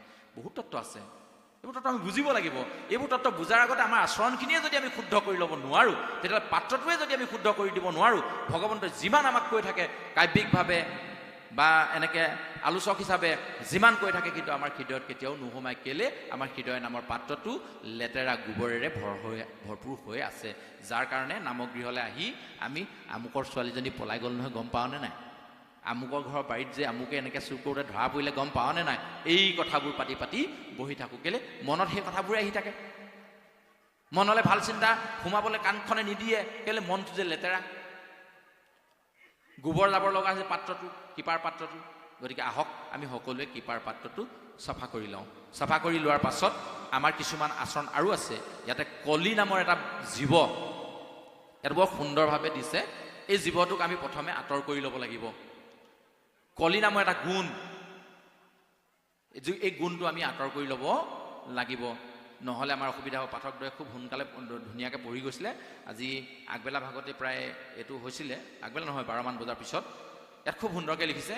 তাৰমানে এই যে পৃথিৱীলৈ শ্ৰীমদ ভাগৱত ভাগ আহিলে, কেতিয়া আহিলে জানেনে? শ্ৰীমদ ভাগৱত পৃথিৱীলৈ আহিছে এডাল মৰা সাপৰ যোগেদি। মৰা সাপৰ যোগেদি কেলৈ কৈছোঁ যে পৰীক্ষিত নামৰ এজন ৰজা আছিলে, যি সমগ্ৰ পৃথিৱীৰ ভিতৰতে ৰজা, তেওঁ একমাত্ৰ ৰজা। ইয়াত লিখিছে সেইকাৰণে, সহাগৰা পৃথিৱী তোমাৰ সবে ৰাজ, নাহি একো পুৰি মূৰ প্ৰভু তাত বাজ। আমাৰ পাঠকদ্বয়ে পঢ়ি গৈছিলে অলপ আগত যে এই সহাগৰা পৃথিৱী বুলি এইটো কাৰণে কৈছে, ভগৱন্তৰ কাৰণে পৃথিৱীখন তেনেই অকণমানি পৃথিৱী, কিন্তু আমাৰ কাৰণে এখন বিশাল পৃথিৱী। এই গোটেই বিশাল পৃথিৱীখন জম্বুদ্বীপা পৃথিৱী, সাধুদ্বীপা পৃথিৱীখনৰ অধিকাৰী আছিলে পৰীক্ষিত নামৰ এজন ৰজা, যিজন ৰজাই কেৱল মাত্ৰ ভক্তিৰ বাহিৰে আকৌ ভগৱন্তৰ চৰণ চিন্তা কৰাৰ বাহিৰে, সকলোকে সমজ্ঞান কৰাৰ বাহিৰে বেলেগ চিনি নাপাইছিলে। তেনে এজন ৰজাৰ কি হ'ল, মতিভ্ৰম হ'ল। মতিভ্ৰম হৈ মৃগয়া কৰিবলৈ মন গ'ল, গৈ ঋষিৰ মূৰত ডিঙিত এডাল মৰা সাপ আহি দিলে, আৰু যাৰ কাৰণে তেওঁৰ পুতেকে তেওঁক অভিশাপ দিলে যে যিটো মৰা সাপ মোৰ দেউতাৰ ডিঙিত আৰি দিলি, সেই সাপেই জীয়া সাপ হৈ তোক ব্ৰহ্মতালুক দংশন কৰিব 7 দিনৰ ভিতৰত বুলি অভিশাপ দিলে। আৰু সেই কথাটোকে বুজি উপলব্ধি কৰি যে মই ভুলটো কেলৈ কৰিলোঁ, মৰিবলৈ গৈ থকা আমি মানুহসকলে কিনো কৰিব লাগে প্ৰকৃততে, এই গোটেই কথাখিনিকে জানিবৰ কাৰণে শুকমুনিৰ ওচৰত এই প্ৰশ্নটো উত্থাপন কৰাৰ পাছত শুকমুনিয়ে এই গোটেই কথাখিনি ক'বলৈ বুজাবলৈ যাওঁতে 12 স্কন্ধ ভাগৱত হ'ল। আৰু 12 স্কন্ধৰ একেবাৰে 12 স্কন্ধত পৰীক্ষিতৰ মুখ্য লাভ ব্ৰহ্মজ্ঞান প্ৰাপ্তি বুলি পাঠভাগ আছে। তাতে গৈ তেওঁ মূৰটো আকৌ বিচাৰি পালে যে মই যিটো এই পঞ্চভূত দেহাৰে গঠিত পৰীক্ষিত বুলি ভাবি আছোঁ, এই দেহাটোকে মই প্ৰকৃততে পৰীক্ষিত নহয়, মই নামৰ যিটো পৰীক্ষিত, সেই পৰীক্ষিতক কোনেও বধ কৰিব নোৱাৰে। এই তত্ত্বটো বুজি পালে 12 স্কন্ধ ভাগত যেতিয়া শেষ হ'ল। এতিয়া এই আৰম্ভণিখিনি হ'বলৈ পোৱাৰ মূল কাৰণটো হৈছে এই কলি নামৰ ব্যক্তিজন। ইয়াতে এটা কাহিনী আছে, আপোনাৰভাৱে জানে নে নাজানে নাজানো। আৰু আমি আলোচনা কৰা বিষয়টো ৰখাৰ কাৰণে সমিতিৰ বিষয় বিভাগ পুনশ্চ ধন্যবাদ জনাইছোঁ এইটো কাৰণেই যে আলোচনা নকৰিলে কেৱল পাঠ যদি কৰি যোৱা যায় তেতিয়াহ'লে কোনেও বুজিব নোৱাৰে। কাৰণ এই ইমান ডাঙৰ এখন ভলিউমৰ কিতাপ সুৰ দি পঢ়ি গ'লে আপোনাৰ বুজিবলৈ বহুত দিগদাৰ হয়। কেতিয়াবা কিছুমান শব্দ এনেকুৱা হয়, একেটা শব্দকে দুডোখৰ কৰি পঢ়া হয়, কেলে সুৰটো মিলাবৰ কাৰণে। দুটা শব্দ কৰি দিয়া হ'লে এটা শব্দক যেতিয়া দুডোখৰ কৰি পঢ়ে, সেই শব্দটো জইন লগাই পঢ়িবলৈ শুনিবলৈ আমাৰ অসুবিধা হয়। গতিকে আমি বুজি পোৱাত অসুবিধা হয়। সেইকাৰণে আলোচনাটো কৰিলে আমি বুজি পাবলৈ ভাল হয়। সেইকাৰণে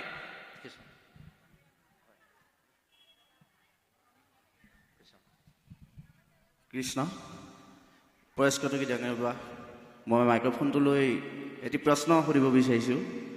যিসকল আমাৰ আপাইদেউ খুৰীদেউ এনেকুৱা বয়সীয়া বা বৌ বয়সীয়া, তেওঁলোকক আমাৰ যি আসনভাগ আজি সজোৱা হৈছে আমাৰ মণিকূটত, বৰ ধুনীয়াকৈ সজাইছে আমাৰ ভৈৰৱ মহন্ত ডাঙৰীয়া দেৱে। এই আসনভাগ আচলতে মোৰ চাবৰ মন যায় ওচৰৰ পৰা। আমি পাৰোঁ বাৰু, আমাক চাবলৈ দিয়ে, আমি যাওঁ চাই আহোঁ কেনেকৈনো সজাইছে, ভাল লাগে চাই। কিন্তু আমাৰ যি নবৌ খুৰীদেউ এনেকুৱা বয়সীয়া মানুহখিনি আছে, তেওঁলোকক যদি কয় বোলে মণিকূটৰ পৰা আহি চাকি এভাগকে আনকচোন, এইফালে জ্বলাবলগীয়া হৈছে, আপুনি আনকচোন, তেওঁলোকে কিন্তু ভয় খায়। কিয় ভয় খায় এই কথাকে মই ককাইদেউৰ পৰা জানিব বিচাৰিছোঁ। ধন্যবাদ। কৃষ্ণ বাপজনাৰ শ্ৰীচৰণত আমি সেৱা নিবেদন কৰিছোঁ। এই কথাষাৰ অলপ আগত এই আমাৰ দেউতাই খুব সুন্দৰকৈ কৈছিলে, ভগৱন্ত ভক্তিযুক্ত পুৰুষৰ আত্মাবোধ মাধৱৰ প্ৰসাদে মিলয়। ডাঙৰ কথাটো হ'ল কি, পুৰুষকহে যদি মাধৱৰ প্ৰসাদ পায়, মহিলাসকলৰ কামেই নাই থাকে নে কি? এইবুলি কৈছে নি পাঠভাগে? এইবুলি কৈছে নি? আমাৰ ভুল হয় সেইখিনিতে। এইৰাম যিটো গৃহ বাস ভাইজা ৰেখে দাখ কহিও তাহাৰ আজা বানৰ খোজে নৰ্তকী নচাৱে ও স্বামীক নচাৱে ভাৰ্যা। শাস্ত্ৰ এই বুলি কৈছে। যিখন ঘৰত বোলে পুৰুষজনক মাইকী মানুহগৰাকীয়ে আঙুলিত নচুৱাই থাকে, এই বান্দৰক নচুওৱা নিচিনা হয় বোলে।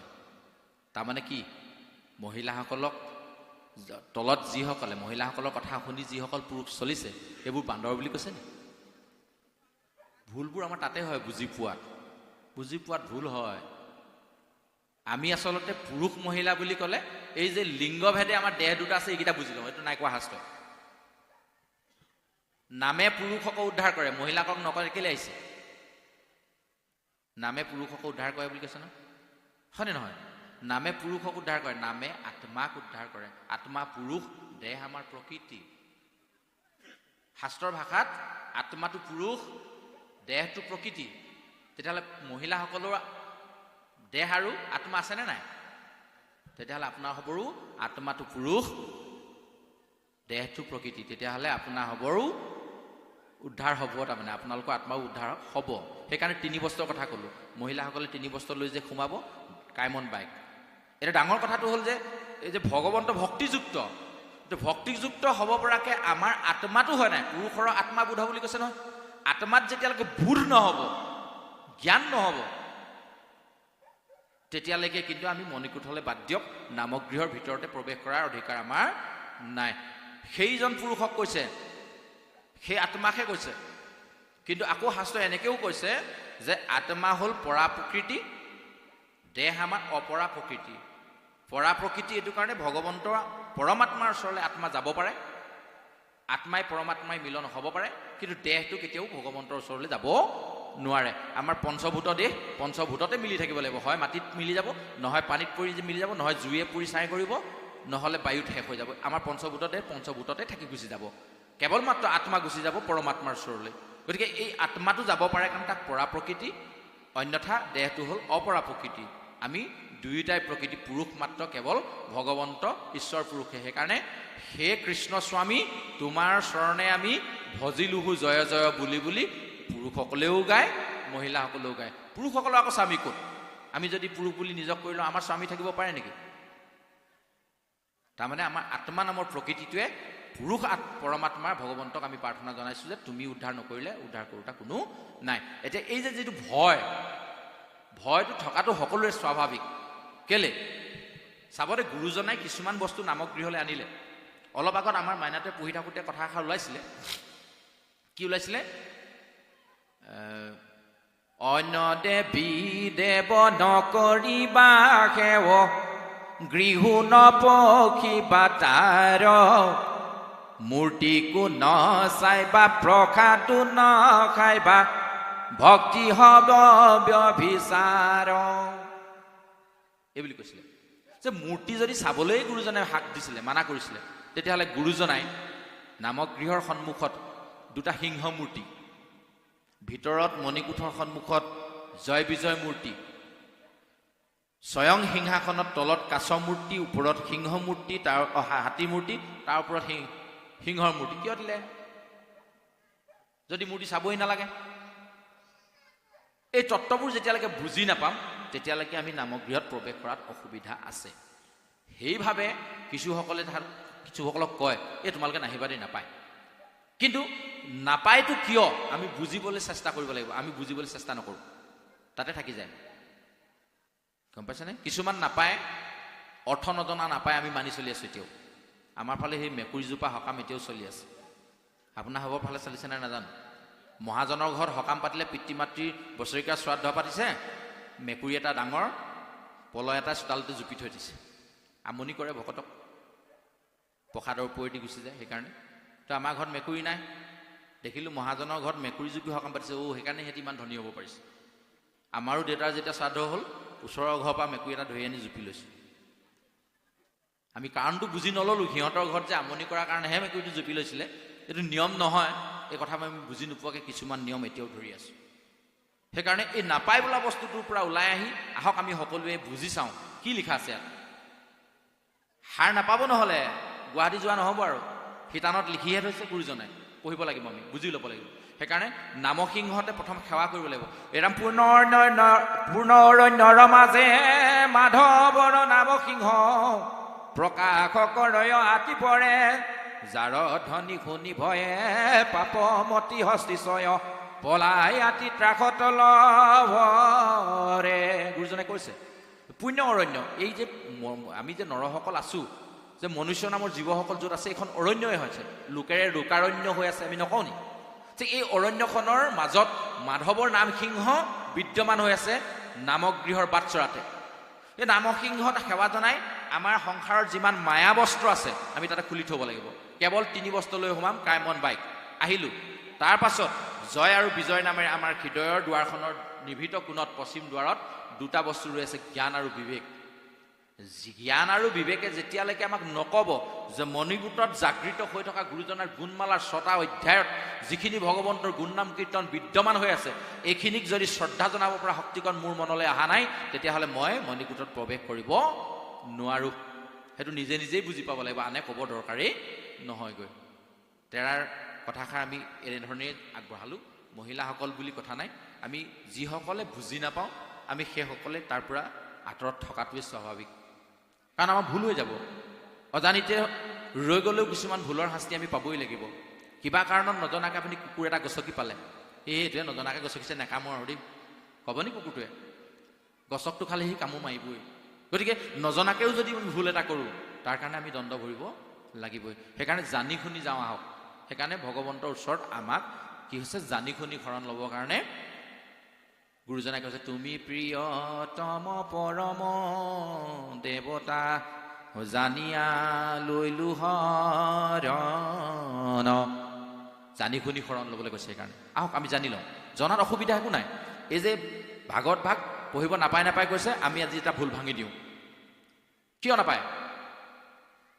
যদি ভাগৱত ভাগ মই পঢ়িব নাপায়, তেতিয়াহ'লে যিদিনা প্ৰেছত দিব, ভাগৱত ভাগ প্ৰেছ যে প্ৰিণ্ট কৰিব যে, সেইদিনা গোটেই প্ৰেছটো ধুই ল'ব লাগিব, ভকতৰ নিচিনা ড্ৰেছ পিন্ধি ল'ব লাগিব, সেৱা সৎকাৰ কৰি চিঞাহীখিনি শুদ্ধ কৰি ল'ব লাগিব, তাৰপিছতে প্ৰেছত দিব লাগিব। দিয়ে নেকি তেনেকৈ? আজি ভাগৱত প্ৰিণ্ট হ'ব, গতিকে সমস্ত প্ৰিণ্টাৰত যিমান আছে কিতাপ চব উলিয়াই দিয়া হওক, প্ৰিণ্টাৰবোৰ ধুই মেলি চফা কৰি লৈ তাৰপিছতে ভাগৱত প্ৰিণ্ট কৰিব। এনেকৈ ভাগৱত প্ৰিণ্ট কৰে নেকি? নাপায় নহয়। নহ'লে আমি যদি ভাবি লওঁ, হয়নে নহয়? আজি বোলে ভাগৱত আনিব গুৱাহাটী প্ৰকাশনৰ পৰা আমাৰ শিৱসাগৰৰ দোকান কেইখনলৈ, ভাগৱত আনিব যে, ইয়াৰ পৰা যিজনে যাব, ইয়াৰ পৰা একদম মানে এই যে ভাগৱত শোভাযাত্ৰা কৰিলে যেনেকৈ যায়, নাম গাই গাই যাব গাড়ী এখনত, আৰু তাতে ভাগৱত কেইভাগমান তুলি বিকিবৰ কাৰণে এটা আমাৰ শিৱসাগৰ দোকানখনলৈ ভাগৱত গাই আনি স্থাপন কৰিব। আৰু যিদিনা ভাগৱত কিনিবলৈ মানুহজন যাব, তেওঁক একদম ভৰিত পৰি সেৱা কৰি, ৰ'ব দেই মই গাটো ধুই আহোঁ বুলি নতুনকৈ ধূপ চুপ জ্বলাই ভাগৱত ভাগ তেওঁৰ মূৰত দিব। এনেকৈ বিকে নি? নাপায় নহয়। নহ'লে আমিচোন ইয়াত এনেকৈ কৈছোঁ, নহ'লেতো নাপায়। তেনেকৈ বিকে নাযায়। আছে আমাৰ প্ৰভু এজন, তেখেতৰ সুধিলে উত্তৰটো ওলাব, তেখেতক বিকে ভাগৱত কৃষ্ণ, তেনেকৈতো নিবিকে। কেলে? যদি তেনেকৈ নিবিকে, তেনেকৈ আমি পঢ়িবও পাৰিম। কিন্তু যেনেধৰণে এটা ল'ৰাই কিতাপত বহিবলৈ যোৱাৰ আগতে যদি ভৰিকেইটা লেতেৰা হৈ থাকে, হাতত যদি বোকা অকণমান লাগি থাকে, নাকতে যদি বোকা অকণমান লাগি থাকে, ল'ৰাটো কেতিয়াও পঢ়াত মন নবহে। আপুনি চাবচোন, চিক চিক চাক চাক লাগি থাকিব। লাগিব নালাগিব? আইগৰাকীয়ে যেতিয়া পাকঘৰত সোমাবলৈ যাব, ঘপককৈ দেখিলে ভৰিটোত ইচ বোকা অকণমান লাগি আছে, এনেকৈ ভাত হ'ব আৰু যি হ'ব বনাই মেলি একেকোবে ধুম, পাৰিব? লৰালৈকে বাহিৰলৈ গৈ আকৌ লাগিলে পাৰিলে গাটোৱে ধুই আহিব, তাৰপিছতহে সিদ্ধ কৰিব, নহ'লে আপুনি সিদ্ধ হৈ যাব নোৱাৰে। হয়নে নহয়? গতিকে সেই লেতেৰা যিবিলাক আছে সেইখিনি আঁতৰাই গা পা ধুই অন্যান্য কিতাপ পঢ়া নিচিনা কিতাপৰ টেবুলত লৈ আপোনাৰ হবেও পঢ়ক, সকলোৱে পঢ়ক। আজিকালি বহুত আইসকলে পঢ়ে ভাগৱত, এনেকুৱা অনুষ্ঠানত বহিও পঢ়া আমি দেখিছোঁ। যেতিয়ালৈকে নপঢ়িম তেতিয়ালৈকে সেই যে আইগৰাকীয়ে যে শিতানতে শুই থৈ যদি 3টা বাজিব, এতিয়া এই এনেকৈ লিখি থৈ দিয়াই হ'ব, আৰু আমি জীৱনত কেনেও হাৰ নাপাওঁ। গতিকে সাৰ পাবলৈ যত্ন কৰক, অন্তৰাত্মাক জাগৃত কৰক, তেতিয়াহে আপুনি ইমানময় মূৰ্তি কাষলৈ বা এইখিনি কাষলৈ আহিব পাৰিব বুলি তেৰা হ'বৰ চৰণত আমি প্ৰশ্নভাগৰ উত্তৰ আগবঢ়াই আমি এই কলি নামৰ মল লেতেৰাটো আমি ইয়াৰ পৰা আঁতৰাওঁ আহক, যিটো কলিৰ যোগেদিয়ে পৰীক্ষিতে বিপদত পৰিছিলে। ইয়াত কৈছিলে পৰীক্ষিতে প্ৰথম দেখিছিলে কি? এঠেঙীয়া এটা গৰু। দেখিছেনে নাই? শাস্ত্ৰত এনেকুৱা কথাবোৰ লিখা থাকে। এটা ঠেঙত হেনো বৃক্ষ এটা খাৰা হৈ আছে, ওচৰতে শুকাই মেলি একদম মানে হাড়ে চালে লগা গৰু এজনীও গাই এজনীও পৰি আছে, আৰু মানুহ এটাই নৰ এটাই সেই এটা ঠেঙকে কোবাই কোবাই ভাঙিবৰ কাৰণে যত্ন কৰি আছোঁ। অদ্ভুত ঘটনা হয়নে নহয়? কিনো শাস্ত্ৰত কথাবোৰ লিখে জানো পায়? এঠেঙীয়া গৰু থাকে নি? এটা ভৰিত থিয় হৈ দুটা ভৰি থকা জীৱটোৱে যেনে তেনে থাকিব পাৰে বাৰু, বিশ্বাস কৰি ল'লোঁ। হাঁহ এটা, কুকুৰা এটা ঠেং বেয়া হ'লেও দুপিয়াই দুপিয়াই এটা ভৰিত ভৰ দি, যেনিবা আমি মানুহ এটা হ'লেও এটা ভৰিত ভৰ দি যেনে তেনে যাব পাৰিম। কিন্তু চাৰিঠেঙীয়া জন্তুটোৱে এটা ঠেঙত খাৰা হ'ব পাৰিবনে বাৰু? বিশ্বাস হৈছে? শাস্ত্ৰত লিখা আছে, আকৌ আছে, পাঠকীসকলে পঢ়ি গৈছে। তাৰমানে কি বুজাইছে? এই গৰুটো প্ৰকৃততে সেই গৰুটো নহয়, এই গৰু গুৰূপী। গু মানে অলপ আগত ক'লো নহয়, গু মানে বেদ, গু মানে জ্ঞান, গু মানে গুৰু বুলি ধৰি লৈ তেখেতক ধৰ্ম বুলি ধৰি লোৱা হৈছে।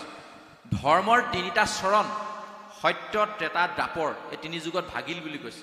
এতিয়া কলি যুগত সেই এটা চৰণ চলি আছে আমাৰ, আৰু আমি সেই মলমতী কলি নামৰ লোকসকলে তাক মৰিয়াই মৰিয়াই ভাঙিবলৈ চেষ্টা কৰি আছোঁ। হয়নে নহয়? নিজক সুধিলে ওলাব।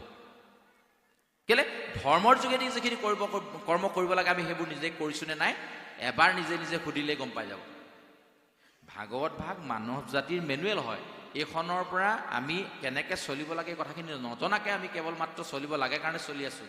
সেইকাৰণে আমি বিপদত পৰিছোঁ। সেইকাৰণে পাঠে প্ৰথম কলিক আমাৰ মাজৰ পৰা আঁতৰাই ল'বলৈ কৈছে।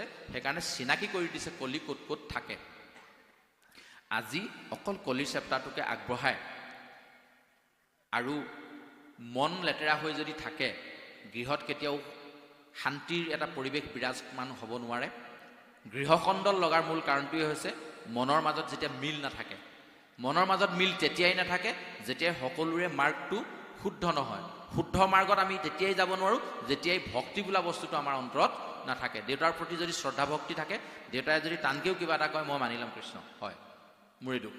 কিন্তু যেতিয়া দেউতাৰ প্ৰতি ভক্তি মোৰ নাথাকিব, তেতিয়া মই উভতি ক'ম, তাৰমানে কেলে মোক তেনেকৈ ক'লে, হয়নে নহয়? গতিকে এই বস্তুবোৰ থকাৰ কাৰণে গৃহকণ্ডল হয়। আৰু সেই বস্তুটোকে অলপ দূৰলৈ লৈ যাওক, যিটো থকাৰ কাৰণে ইখন দেশে সিখন দেশক হিংসা কৰি আজি এই যে আমেৰিকা ইৰাণ নামৰ এই যে যুদ্ধবোৰ যে হৈ আছে, ইয়াৰ মূল কাৰণ সেইবোৰেই, অন্য কোনো কাৰণ নাই। মানে ক্ষমতা বোলা বস্তুটো যেতিয়া অপপ্ৰয়োগ হয়, নপৰিবলগীয়া মানুহৰ হাতত যেতিয়া ক্ষমতা পৰে, কলিৰ হাতত যেতিয়া ক্ষমতা পৰিলে, তেতিয়াই পৰীক্ষিতৰ ব্ৰহ্মসাপ পাবলগীয়া হ'ল। গতিকে এই পাৱাৰ বোলা বস্তুটো সঠিক ঠাইত নপৰিলে আমাৰ অসুবিধা আছে। সেইকাৰণে স্থান অনুসৰি আমি আশ্ৰয় গ্ৰহণ কৰিব লাগে। এই স্থানৰ কথা কওঁতে এটা সাধু কৈ দিওঁ আপোনালোকক, কাহিনী এটা ভাল লাগিব, সকলোৱে কাহিনী শুনি ভাল লাগে। যে এডাল সাপ যেতিয়া আপোনাৰ ধৰি ল'লোঁ আপোনালোকে কুকুৰা পোহে, আমিও পোহোঁ বাৰু, কুকুৰাৰ গঁৰালত সোমাই যেতিয়া অকণমানি পোৱালি কেইটামান খালে, কণী দুটামানো খালে, আপুনি কি কৰিব বাৰু? সাধাৰণতে আপুনি গৈ দেখিলে ই সাপডালে কণী খাই আছে, মনলৈ কি ভাৱ আহিব? কৈ দিয়ক সঁচা সঁচিকৈ। মাৰিবলৈকে মন যাব নহয় জানো? হয়নে নহয়? ই অনিষ্ট কৰিছে, তাক মাৰিবলৈকে মন যাব নাযাব? আপোনালোকৰ জানে নাজানো, মোৰ গঁৰালত হৈ যদি সি কুকুৰা খাই মোৰতো মাৰিবলৈ মন যাবই। সেই একেডাল সাপে যেতিয়া শিৱ মন্দিৰত সোমাই দিব, তেতিয়া কৃষ্ণ নামগৃহত যেতিয়া সোমাই দিব একেডাল সাপে, কিন্তু হয়নে? তেতিয়া আকৌ আমি নমস্কাৰ কৰিম। কেলে? স্থানটো তেওঁ ক'ত ল'লে, য'ত স্থান ল'ব তাৰে মৰ্যাদা পাব। এতিয়া আহক আমি নিজক সোধো, আমি ক'ত স্থান লৈছোঁ? সদায় যদি 5টা মদাহীৰ লগত মই খোৱা বহা উঠা খোৱা আৰম্ভ কৰি দিওঁ, এইটো 6 নম্বৰ মদাহীটো মই হ'বলৈ গৈ আছোঁ, হয়নে নহয়? সদায় যদি উঠোঁতে বহোঁতে খাওঁতে শুওঁতে এনিটাইম ইংৰাজী কৈ থকা মানুহ এটাৰ লগত, মানুহ 5টাৰ লগত যদি মই থাকিবলগীয়া হয়, এইটো নিশ্চিত 6 নম্বৰ ইংৰাজী ক'ব পৰা মানুহটো মই হৈ যাম, হয়নে নহয়? আমি জন্মৰ পৰা মাতৃভাষা শুনি আছোঁ কাৰণে আমি মাতৃভাষা ক'ব পাৰিছোঁ। মায়ে যদি কিবা বেলেগ ভাষা ক'লেহেঁতেন, দেউতাই যদি বেলেগ ভাষা ক'লেহেঁতেন, ওচৰ চুবুৰীয়া যদি ইংৰাজী ক'লেহেঁতেন, তেতিয়া মই ইংৰাজী শিকি গ'লোহেঁতেন, হয়নে নহয়? নিজক সোধক। এতিয়া আহক আমি স্থান ক'ত ল'ম? দুৰ্যোধনৰ ওচৰত নে কৃষ্ণৰ ওচৰত? নিজক সুধিলে অলপ। আমি সাধাৰণতে কি কৰোঁ? আমি মূৰ্খৰ আশ্ৰয় লওঁ, আমিবোৰ কৰ্ণ, গম পাইছেনে? আমি ত্ৰিভুজৰ 3ডাল বাহু যে আছে, কিবা লম্ব আৰু ইডালক কি বুলি কয় মই পাহৰিছোঁ, আৰু তাতে হেলান্দি যিডাল থাকে সেইডালক কয় কৰ্ণ। ত্ৰিভুজৰ 3 নম্বৰ বাহুটোৰ নাম কৰ্ণ হয়নে, যিটো দুডাল বাহুৰ ওপৰত আউজি থাকে, অন্য দুডাল আউজি। এই কৰ্ণই হ'ল দুৰ্যোধনৰ আউজনিত থকা বস্তু। একেই জীৱন কৰ্ণ আৰু কৃষ্ণৰ। জন্মতে কৃষ্ণইও মাতৃক হেৰুৱাইছে, জন্মতে কৰ্ণইও মাতৃক হেৰুৱাইছে। কিন্তু কৃষ্ণই বেয়া সংগ নললে, সেইকাৰণে কৃষ্ণ জগতৰ ঈশ্বৰ হ'ল। কিন্তু কৰ্ণই গৈ মূৰ্খৰ আশ্ৰয় ল'লে, সেইকাৰণে কৰ্ণ শ্ৰেষ্ঠ হ'ব নোৱাৰিলে, হয়নে নহয়? এতিয়া আমি নিজক সুধো, কথাখিনি এইকাৰণে আহিলে আশ্ৰয়ৰ কথাটো, মন শুদ্ধ কৰাৰ কথাটো। আমি আশ্ৰয় ক'ত লৈছোঁ? যে দুৰ্যোধন মূৰ্খ বুলি প্ৰমাণিত হৈছিলে কেতিয়া জানেনে? যেতিয়া কুৰুক্ষেত্ৰ যুদ্ধত সহায় ভিক্ষা কৰি কৃষ্ণৰ ওচৰলৈ অৰ্জুন আৰু কৰ্ণ দুইজনে দুৰ্যোধন দুইটা গৈছিলে, হয়নে নহয়? তেতিয়া দুৰ্যোধনক সহায় হিচাপে, মোক চমুকে কৈছোঁ, দুৰ্যোধনক সহায় হিচাপে 1 অক্ষৌহিণী সেনা দিলে কৃষ্ণই, আৰু দুৰ্যোধনে খুব ভাল পালে। অৰ্জুনক প্ৰথমে বিচাৰিবলৈ ক'লে, অৰ্জুনে কৃষ্ণক বিচাৰিলে। আৰু কৃষ্ণই এটা চৰ্ত ৰাখিছিলে যে মই যিফালে থাকিম মই যুদ্ধ নকৰোঁ, এনেই থাকিবহে পাৰিম। যেতিয়া সেই বুলি ক'লে দুৰ্যোধনে চিন্তা কৰিলে অৰ্জুনক প্ৰথমে খুজিবলৈ সুবিধা দিলে, এতিয়া যদি কেনেবাকৈ সেনাখিনি লৈ লয় মই মৰিলোঁ আৰু। কিন্তু অৰ্জুনে আকৌ নিবিচাৰিলে, কৃষ্ণ থাকিলেই হ'ব বুলি ক'লে। দুৰ্যোধন এনেকুৱা হাঁহিছে মনে মনে, যুদ্ধ এখন হ'ব, যুদ্ধ নকৰা মানুহটো মোক কেলে লাগে? 1 অক্ষৌহিণী সেনা দিছে, ইহঁতেতো যুদ্ধ কৰিব। মোৰ ঘৰত হাবি জোৰা কাম এটা আছে, 5টা মানুহে হাবি জুৰিম বুলি কৈছে, সিহঁতক নানি মই হাবি চাবি জুৰিব নোৱাৰোঁ, এনেহে থাকিম দেই, সেইটোক আনিম নি? দুৰ্যোধনেতো মোটামুটি ঠিকেই কৰিলে ন? সেইটো হিচাপতো দুৰ্যোধন মূৰ্খ হ'ব নালাগে। কিন্তু কৰ্ণই কৈছে, সেইদিনা বুজি পালে, আঁতৰৰ পৰা চিঞৰি চিঞৰি কৈছে, বন্ধু যুদ্ধত মোৰ জয় নিশ্চিত বোলে। কেলে? 1 অক্ষৌহিণী সেনা কৃষ্ণই মোক দিলে বুলি চিঞৰি চিঞৰি কৈছে। কৰ্ণই সেইদিনা বুজি পালে, এইটো মূৰ্খ। আমি বুজি পালোঁ নে নাই? বুজি পালোঁ কেলে মূৰ্খ বুলি ক'লে? সাধু এটা কৈ দিম, বুজি পাই যাব। আশ্ৰয়ৰ কথাটো কওঁতে কৈছোঁ, আচ্ছা বেছি দীঘলীয়া নকৰোঁ বাৰু। এতিয়া কথাটো হ'ল কি, মূৰ্খ বুলি এইটো কাৰণে কোৱা হ'ল। চাব দেই, এজন মানুহে টকা পইচা ধেৰ থকা মানুহ, তেখেতে তাৰমানে ইলেক্ট্ৰনিকৰ সামগ্ৰীবোৰ আগতে দেখা নাই, সেইদিনৰ কথা আৰু। লগৰ বন্ধু এজনৰ ঘৰলৈ গ'ল, তেওঁ দেখিছে ফেন এখন ঘূৰি আছে। বোলে এইখন কি? বোলে ফেন আকৌ ধুনীয়া বতাহ দিছে দেই, বৰ ভাল লাগিছে। তাৰপিছত দেখিছিলে লাইট এনেকৈ পোহৰ দি আছে, টিভিত ফটো চাব পাৰিছে, ফ্ৰিজত বস্তু ঠাণ্ডা কৰি থ'ব পাৰে। এইখিনি ক'ত পায়? তুমি আমুকলৈ যোৱা, তাতে পাবা। তাতো পইচা থকা মানুহ গ'ল আৰু গৈ ক'লে এনেকৈ বস্তু ঠাণ্ডা হোৱা লাগে, ফ্ৰিজ এটা লাগে, ফেন এখন লাগে, লাইট লাগে, টিভি লাগে, ইলেক্ট্ৰনিক সামগ্ৰী যিমান আছে আৰু চব এক ট্ৰাক কৰি তুলি ল'লে। তুলি ঘৰলৈ আহিলে, বন্ধুৱেকে যেনেকৈ য'ত য'ত সজাই থৈছে বস্তুবোৰ চব সজালে। ফেন ওলমাই দিলে, লাইট ওলমাই দিলে, টিভি জেগাত থৈ দিলে, ফ্ৰিজ জেগাত থৈ দিলে। তাৰপিছত চাইছে বস্তুবোৰ নাই চলা, ফেনখন ওলমি আছে, নুঘূৰে যে। বন্ধুৱেকৰ ঘৰততো ধুনীয়াকৈ ঘূৰি আছিলে, দোকানতো টেষ্ট কৰি দিছে, ঠিকেই আছিলে। কি হ'ল আকৌ? উপায় নাপায় দোকানীজনলৈ ফোন এটা লগালে, বোলে হেৰি নহয়, বস্তুবোৰ যে একো গম গতিয়ে নাই, বোলে আমিতো ঠিকেই টেষ্ট কৰি দিছিলোঁ, ঠিকেই আছিলে। ৰ'ব বাৰু বোলে মেকানিক এজন পঠিয়াই দিছোঁ। মেকানিকজনে আহি পিনি ক'লে, হেৰি নহয় চব ঠিকে আছে বাৰু, ঠিকে আছে, আপোনাৰ কাৰেণ্টটো ক'ত? বোলে সেইটো কি বস্তু? এজনে কাৰেণ্ট চিনি নাপায়। দুৰ্যোধন তেনেকুৱা 1 অক্ষৌহিণী সেনা লৈ গ'ল, কাৰেণ্টটো অৰ্জুনৰ ওচৰত থৈ গ'ল। এই যে 1 অক্ষৌহিণী সেনাৰ কাৰেণ্টটো কোনটো? কৃষ্ণ নহয় নি? আমি যে এই যে অক্ষৌহিণী সেনাখিনি ইয়াত বহি আছো, আমাৰ কাৰেণ্টটো ক'ত আছে? কাৰেণ্টটো ক'ত আছে? কৃষ্ণৰ ওচৰত আছে। আমি কৃষ্ণক কাহিনীৰ পৰা সেৱা কৰিছোঁ নেকি? যদি নাই কৰা তেতিয়াহ'লে আমি দুৰ্যোধনৰ নিচিনা হৈছোঁ নে নহৈছোঁ? আমি থাকিব লাগে কৃষ্ণৰ ওচৰত, আছোঁ এতিয়া আমি দুৰ্যোধনৰ ওচৰত। মাটি লাগে, সম্পত্তি লাগে, গাড়ী লাগে, ঘোঁৰা লাগে, ল'ৰা লাগে, ছোৱালী লাগে, ঘৰ লাগে, এইবোৰত আছোনে নাই? দুৰ্যোধনেতো সেইবোৰতে আছিলে, সেইকাৰণেতো মহাভাৰতৰ যুদ্ধ হ'ল। এতিয়াওতো আমেৰিকা ইৰাণৰ মাজত একেটাই ঘটনা হৈছে ন। এইবোৰ দৰ্শন তাহানিতে আৰম্ভ হ'ল, তাহানিতে আৰম্ভ হ'ল। যিসকলে সেইবোৰ তত্ত্ব বুজি পোৱা নাই, সেইবোৰ মানুহে আচলতে এই ভুলবোৰ কৰি আছে। পৃথিৱীৰ প্ৰথমজন সাংবাদিক কোন জানে? একেবাৰে পৃথিৱীৰ সত্যনিষ্ঠ যদি সাংবাদিক আছিলে, প্ৰথমজন সাংবাদিক নাৰদ। সেইকাৰণে প্ৰথমতে আৰম্ভ দি আমাক দিলে ঋষিৰ প্ৰশ্ন, ব্যাস নাৰদ সংবাদ। সংবাদ মানে কি? সংবাদ কোনে দিয়ে? সাংবাদিকে দিয়ে নে নিদিয়ে? নাৰদে ব্যাসক গৈ সংবাদটো দিছে আকৌ। সেইকাৰণে কৈছে যে নাৰদতকৈ সত্যনিষ্ঠ শ্ৰেষ্ঠ সাংবাদিক পৃথিৱীত কোনোৱেই নাই। গতিকে নাৰদ হ'ল পৃথিৱীৰ প্ৰথমজন সাংবাদিক। দৰ্শনটো তেতিয়াই আৰম্ভ, এতিয়া এই সংবাদ মাধ্যম চলিয়ে আছে।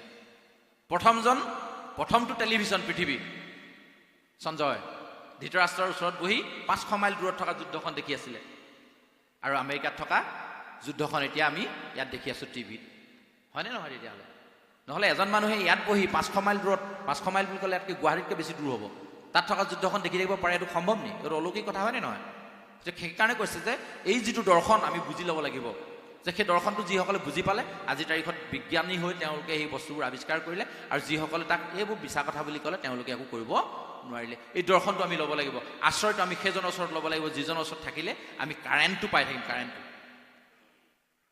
ইনকামিং আউটগয়িং নাইকিয়া চিমটো থকা ডাঙৰ ফোনটো সি লাগিলে আইফোনেই হওক আৰু ডাঙৰ ফোনেই হওক আপুনি আপোনাৰ সেই 3 বছৰীয়া 4 বছৰীয়া ল'ৰাটোক দি দিয়ক সি নলয় যিমান ডাঙৰ ফোন নহওক আপুনি লাগিলে হেৰি কি বুলি কয় এইবোৰ ডাঙৰটো কিবা বুলি কয় নহয় কিবা পেড বুলি কয় নহয় নাজানো পাহৰিছোঁ বাৰু যিমান ডাঙৰ ফোনে দি দিয়ক লাগিলে যদি তাত ইনকামিং আউটগয়িং নাই সি কেতিয়াও নলয় যে ইনকামিং আউটগয়িং আমাৰ দেহৰ ভিতৰত সোমাই থকা মোবাইলৰ যেনেকৈ চিম এখন থাকে য'ত ইনকামিং আউটগয়িংটো পোৱা যায় ঠিক তেনেধৰণে আমাৰ দেহ নামৰ মোবাইলটোত আত্মা নামৰ চিমখনত ইনকামিং আউটগয়িংটো ভগৱন্তৰ কৃষ্ণই দি আছে তাকো বিনামূল্যে প্ৰতিমাহে আমি ৰিচাৰ্জ ভৰাই থাকিব নালাগে তো তেনেজন ভগৱন্তকে যদি আমি চিনি নাপাওঁ আউটগয়িং ইনকামিংটো যদি তেওঁ তাত কাটি দিয়ে আমি পিছদিনা ডেটা উঠো ক'লে নুঠিব উঠিব জানো আউটগয়িংটো তাত কাটি দিলে পৰমাত্মাই লিংক ফেইল হৈ গ'ল গতিকে এতিয়া আত্মা হাৰ নাপায় সেইকাৰণে আমাৰ শংকৰাচাৰ্য বুলি এজন গুৰু আছে তেখেতে আমাক কি কৈছে জানা নাই যাৱত জীৱ নিৱসতি দেহে কুশলং তাৱত পুচ্ছতি গেহে গতৱতী বায়ু দেহা পাৱে ভাজ্যা বিভ্ৰন্তি তস্মিন কায়ে ভজ গোবিন্দম মোৰ সমতে প্ৰাপ্তে সন্নিহিত মৰণে নুহি নুহি ৰক্ষতি দুখী অকৰণে তাৰমানে কি ক'লে জানে নাই আমি যে ভাল বেয়া খবৰ লওঁ নিজক এবাৰ সুধিব দেই অ' ভাইটি তোমাৰ মা কেনেকুৱা ভালে আছে আমাকে সুধিছে আজি কেইবাজনো মা দেউতা কেনেকুৱা ভালে আছে আমি কৈছোঁ ভাল ঠিকে আছে তেওঁলোকে আমাৰ মা দেউতা দেহাৰ খবৰ ল'লে নে আত্মাৰ খবৰ ল'লে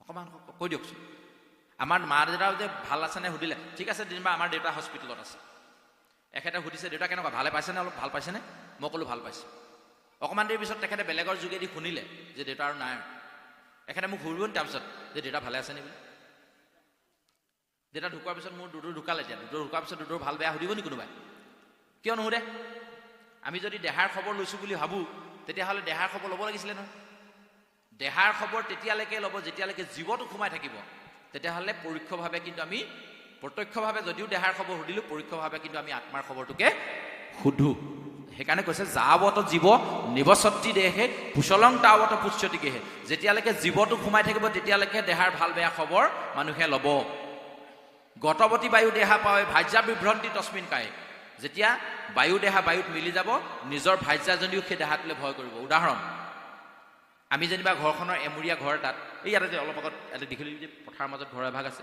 ধৰি ল'লোঁ সেইটো আমাৰ ঘৰ আইগৰাকীয়ে মই আৰু অকণমানি সন্তানটিয়ে তাত থাকোঁ কিবা কাৰণত 3 দিনমানৰ কাৰণে মই গুৱাহাটী যাবলগীয়া হ'ল পিছদিনা মানুহগৰাকীয়ে মোক ফোন কৰিব তোমাৰ কাম শেষ হ'ল যদি গুচি আহা দিনটোত বাৰু একো নাই ওচৰ চুবুৰীয়াৰ লগত মই এনেকৈ থাকিব পাৰোঁ ৰাতি হ'লে অকলে মোৰ ল'ৰাটোক লৈ ভয় লাগে ক'ব নক'ব এই ঘৰটোত যদি মই তেনেকৈ থাকোঁ ক'ব ন মই সেইমতে গুচি আহিলোঁ আহি কিনো হ'ল হঠাৎ মোৰ ৰাতি 11টামান বজাত হাৰ্ট এটেক হ'ল লৈ গ'ল ডিব্ৰুগড়লৈ অকণমান পিছত খবৰ আহিলে আমি গ'লোগৈ উশাহ নিশাহ নাই আৰু ডিব্ৰুগড়ৰ পৰা ঘূৰাই আহি পাওঁ মানে ৰাতি 2 বাজিল গাঁৱৰ ৰাইজে ক'লে এতিয়া আৰু শ্মশানলৈ নিয়া সম্ভৱ নহ'ব ৰাতি পুৱাওক তেতিয়াহে আমি আৰু অন্ত্যেষ্টিক্ৰিয়াটো কৰিম তেতিয়া আমাৰ এগৰাকীয়ে কি ক'ব কওঁনে জানেনে আপোনালোক কোনোবা থাকক নহ'লে মোৰ ভয় লাগে ক'ব নক'ব তাৰ আগদিনা মই নথকাৰ কাৰণে ভয় কৰিছিলে এতিয়া মই থকাৰ কাৰণে ভয় কৰিছোঁ কাৰণটো ক'ত পাৰ্থক্যটো ক'ত একেই দেহা একেভাগে আছে হাৰ্টটোহে ভিতৰত বন্ধ হৈ গৈছে নাক চকু মুখ হাত ভৰি চবটো একেই আছে এতিয়া আগনিশাটো যেনেকৈ কণমানি মাইনাটোক মাজত লৈ আইগৰাকীয়ে মই বিচনাখনত শুলোঁ তাৰপাছত হাৰ্ট এটেক হৈ ডিব্ৰুগড়তে প্ৰাণটো এৰি থৈ অহাৰ পাছত সেই একেখন বিচনাতে মাইনাটোক লৈ মই মানুহগৰাকীয়ে শুব পাৰিবনে নালাগে বাৰু গোটেই ৰাতিটো 5 মিনিট 10 মিনিট আধা ঘণ্টা ঘৰৰ মানুহ নোহোৱাকৈ বাকী ৰাইজ নোহোৱাকৈ পাৰিব নিজক সোধক নাই এবাৰ কিয় নোৱাৰে এই যে বায়ু দেহাটো বায়ুটো যে উৰি গুচি গ'ল বায়ু প্ৰাণবায়ু যে ওলাই গুচি গ'ল সেইকাৰণে মোৰ এতিয়া নিজৰ দেহটোক লৈও নিজৰ ভাইজাজনীয়ে ভয় কৰিব তেতিয়াহ'লে সেই আত্মাক চিনি পোৱাব পৰা যিখিনি জ্ঞান সেই জ্ঞান তত্ত্বৰে পৰিপূৰ্ণ আমাৰ এই শ্ৰীমদ মহাভাগৱত আমি নপঢ়োৱে কেনেকৈ বুজি পাম? আত্মাকে চিনিয়ে নাপাওঁ, কেনেকৈ আমি বুজি পাম তেতিয়াহ'লে শ্ৰীমদ ভাগৱতত কি আছে? গতিকে সেইকাৰণে কৈছোঁ, অনুৰোধ জনাইছোঁ, আহক সকলোৱে আমি মিলিজুলি পাঠ ভাগ কৰোঁ, সকলোৱে পঢ়োঁ। আপোনালোকৰ ল'ৰা ছোৱালীক আপোনালোক পঢ়িবলৈ অভ্যাস কৰাই দিয়ক। আমি ভুল নকৰোঁ, যাতে অনাগত দিনত আমাৰ উত্তৰ পুৰুষ যাতে শুদ্ধ পথত আগবাঢ়িব পাৰে, তাৰ কাৰণে আমি আহকচোন আমিয়ে আগভাগ ল'ব লাগিব। আমাৰ ইয়ালৈ যে উঠি অহা প্ৰজন্ম, নৱপ্ৰজন্ম যে পাঠলৈ নাহে, তাৰ মূল কাৰণটো কি জানেনে? দুখটো ক'ত জানেনে? ল'ৰা ছোৱালীৰ গাত দুখ নাই, দুখটো আমাৰ। কেনেকৈ দুখটো আমাৰ? আমি তেওঁলোকক কিটো কৰিব লাগে সেইটো নকৰোঁ, তাৰ বিপৰীতটো কৰোঁ। তৃতীয় স্কন্ধ ভাগত যেতিয়া ওলাব, যদি অহাকালিলৈ আলোচনা হয়, সেইটো মই এডভাৰটাইজে দিলোঁ, আজি নকওঁ আৰু এতিয়া। তৃতীয় স্কন্ধ ভাগত কাইলৈ চলিব। যদি কালিলৈ সন্ধিয়ালৈ আলোচনা হয়, আমাৰ সকলোকে আকৌ নিমন্ত্ৰণ জনাইছোঁ, পাৰিলে আৰু লগত লৈ আহিব। আমি শুনিম তৃতীয় স্কন্ধ ভাগৱতত কিয়নো আমাৰ ল'ৰা ছোৱালীয়ে এই মানে এনেকুৱা ধৰণৰ অনুষ্ঠানলৈ আহিবলৈ ইচ্ছা নকৰে, তাৰ কাৰণে দোষী কোন? এইটো নকওঁ এতিয়া, কৈ দিলে আপোনালোকৰ আকৌ কালিলৈ আহিবলৈ মনেই নাযাব। গতিকে কালিলৈ আমি আলোচনা কৰিম, এইটো এটা আমি বিজ্ঞাপন দি থলোঁ, এডভাৰটাইজ মাৰি দিলোঁ। এতিয়া আমি এই কলিৰ কথাখিনি অকণমান কৈ আজিৰ কাৰণে পাঠ বিৰাম দিম। আমি 8টা বজাত সামৰিব লাগিছিলে, 9 বাজিব হ'ল, এঘণ্টা সময় বেছিকৈ লোৱা হ'ল। মনে মনে বাকী পাঠকীসকলৰ মোৰ ওপৰত অকণমান খং উঠিব, তাৰ কাৰণে মই মহাপাপত ভুগিব লাগিব। গতিকে আমি অকল মাত্ৰ কলিটো আমাৰ দেহৰ পৰা খেদিবৰ কাৰণে আমি অকণমান আওৰাই দিছোঁ যে এই যে কলি নামৰ যিটো চৰিত্ৰৰ কথা ইয়াত উল্লেখ কৰিলে, এই কথাটো কালিলৈ পাৰিলে আমি অকণমান সামৰি ল'ম। কিন্তু এতিয়া এই কলি প্ৰকৃততে কি, এইটো শাস্ত্ৰই এঠাইত এনেকৈ ধৰণে কৈ থৈছে, সেই কথাখিনিকে মই অকণমান আওৰাই দিছোঁ।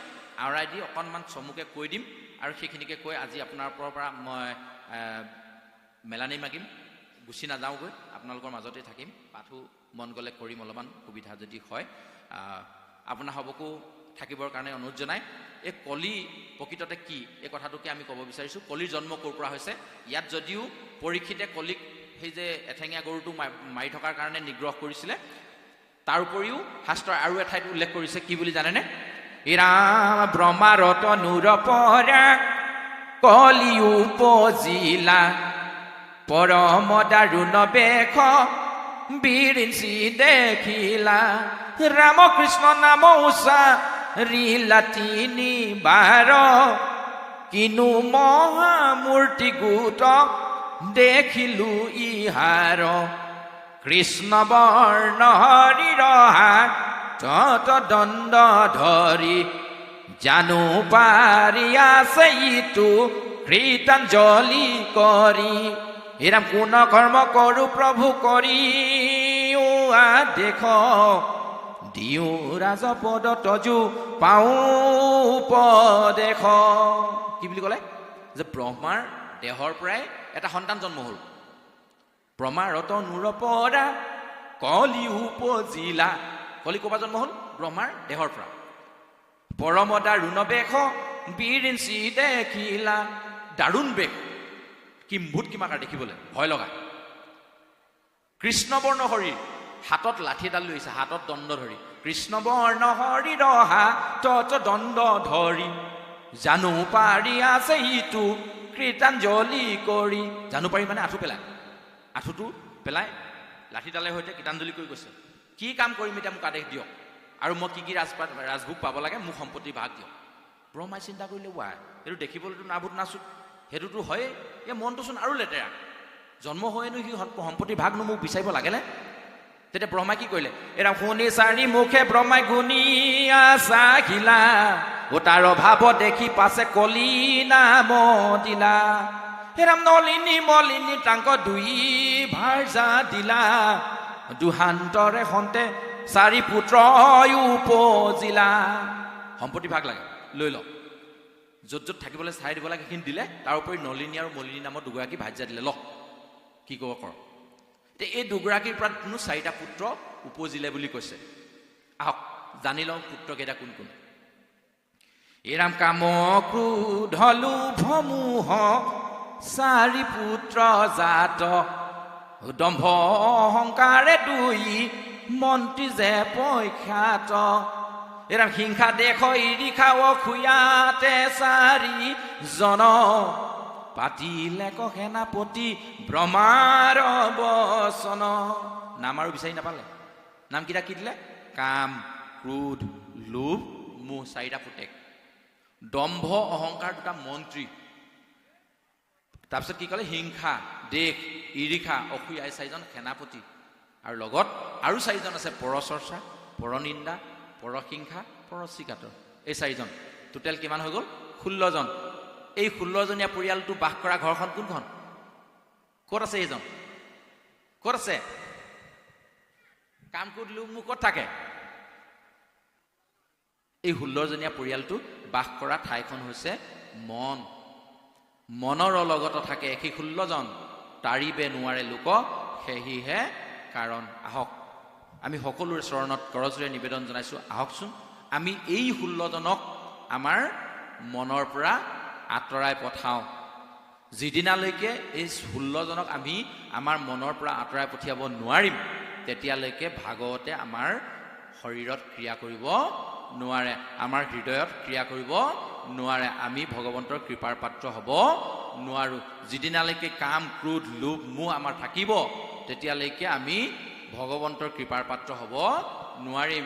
খঙনামে চণ্ডাল, খঙনামে চক্ৰবাত। চক্ৰবাত নামৰ এটা অসুৰে কৃষ্ণক মাৰিবলৈ গৈছিলে। কৃষ্ণক ধৰি চক্ৰাকাৰে আকাশলৈ উৰি গুচি গ'ল। কৃষ্ণই ক'লে, অসম্ভৱ, তুমি মোক হত্যা কৰিব নোৱাৰিবা। কৃষ্ণই চক্ৰবাত অসুৰৰ ডিঙিত হেঁচা মাৰি টেপা মাৰি ধৰিলে আৰু পৃথিৱীত পৰিলে। চক্ৰবাত অসুৰ তলত, কৃষ্ণ ওপৰত। তাৰমানে কি বুজালে? এই যে দুমহীয়া শিশুটোৱে চক্ৰবাত নামৰ অসুৰটোক ডিঙি চেপি মাৰি পাৰিলে, তাৰমানে তত্ত্বটো কি? যে আমিও যেতিয়াৰ পৰা বুধ শক্তিটো আমাৰ আহিব, তেতিয়াই এই যে খং নামৰ যিটো অসুৰ, খঙ নামে চক্ৰবাত, মই কৈছোঁ নহয় ওপৰলৈ তুলি গুৰু উঠাই নামানে। খং যেতিয়া উঠে পিতৃ মাতৃ চিনি নাপাওঁ, নক'বলগীয়া চব কৰি দিওঁ, ডাঙৰ সৰু চিনি নাপাওঁ, চব কৰি দিওঁ। সেই খংটোক ডিঙিতে চেপা মাৰি ধৰি তাক তলত থৈ আমি ওপৰত থাকিব লাগিব, যেনে তেনে। তেতিয়া কিন্তু এই ক্ৰোধটো আমি দমন কৰিব পাৰিম। এতিয়া নিজক সুধো আহক, আমি তেনেধৰণে নিজৰ খংটোক দমাব পাৰিছোঁনে? নে কোনোবাই কিবা এটা ক'লে কেলেই কবি তই এনেকৈ কৈছোঁ? নিজক সুধিলেহে উত্তৰবোৰ ওলাব। এইবোৰ আনক কোৱা কথা নহয়। এই কথাখিনি এইকাৰণে আপোনাৰ হ'ব আগত উপস্থাপন কৰা হৈছে, আপোনাৰ হ'বৰ যোগেদি আমাৰ যাতে হৃদয়ত এই কথাবোৰ প্ৰভাৱ পৰে। ইয়াত উপস্থিত থকা কোনোবা এজনক আচম্বিতে যদি ক'ৰবাত মই গাড়ী এখনত উৰি থাকোঁতে আপোনালোকে ঘপকৈ মোক খুন্দা মাৰি থৈ গ'ল, তেতিয়া মই আপোনাক এই ধৰণে খং কৰি কথাটো যদি কৈছোঁ, তেতিয়াহ'লে আপুনি মোক তেতিয়া ক'ব পাৰিব, সেইদিনাচোন ভাগৱতত তয়ে কৈছিলি এনেকৈ, এতিয়া খংটো ক'ৰ পৰা আহিলে? এই বুলি মোক যাতে আপোনালোকে কওক, তাৰ কাৰণে নিজক সংযত কৰিবলৈ আপোনাৰ হ'বৰ আগত এই কথাবোৰ নিবেদন কৰা হৈছে। আপোনাসকলৰ প্ৰতি হয়, কাৰণ কেলৈ? আপোনাৰ হওক অগ্ৰজ, আপোনাৰ হওক জ্যেষ্ঠ, আপোনাৰ হ'বক এইখিনি জ্ঞান দিব পৰা ধৃষ্টতা অন্তত আমাৰ নাই। সেয়েহে আহকচোন হে প্ৰভু সমস্ত, হে গোপিনী সদৃশ আই সমস্ত, আপোনাৰ হ'বৰ শ্ৰীচৰণত আমি পুনশ্চ কৰজৰে নিবেদন কৰিছোঁ, কৰজৰে সেৱা ধৰিছোঁ। আহক আমাৰ মনৰ মাজৰ এই মলিনতাখিনি নাইকিয়া কৰি, লেতেৰা মনবোৰ চাফা কৰি ভগৱন্তৰ কৃপাৰ পাত্ৰ হ'বৰ কাৰণে, কৃপাধন্য হ'বৰ কাৰণে এই কলিৰ আচৰণসমূহৰ পৰা আমি মুক্ত হওঁ।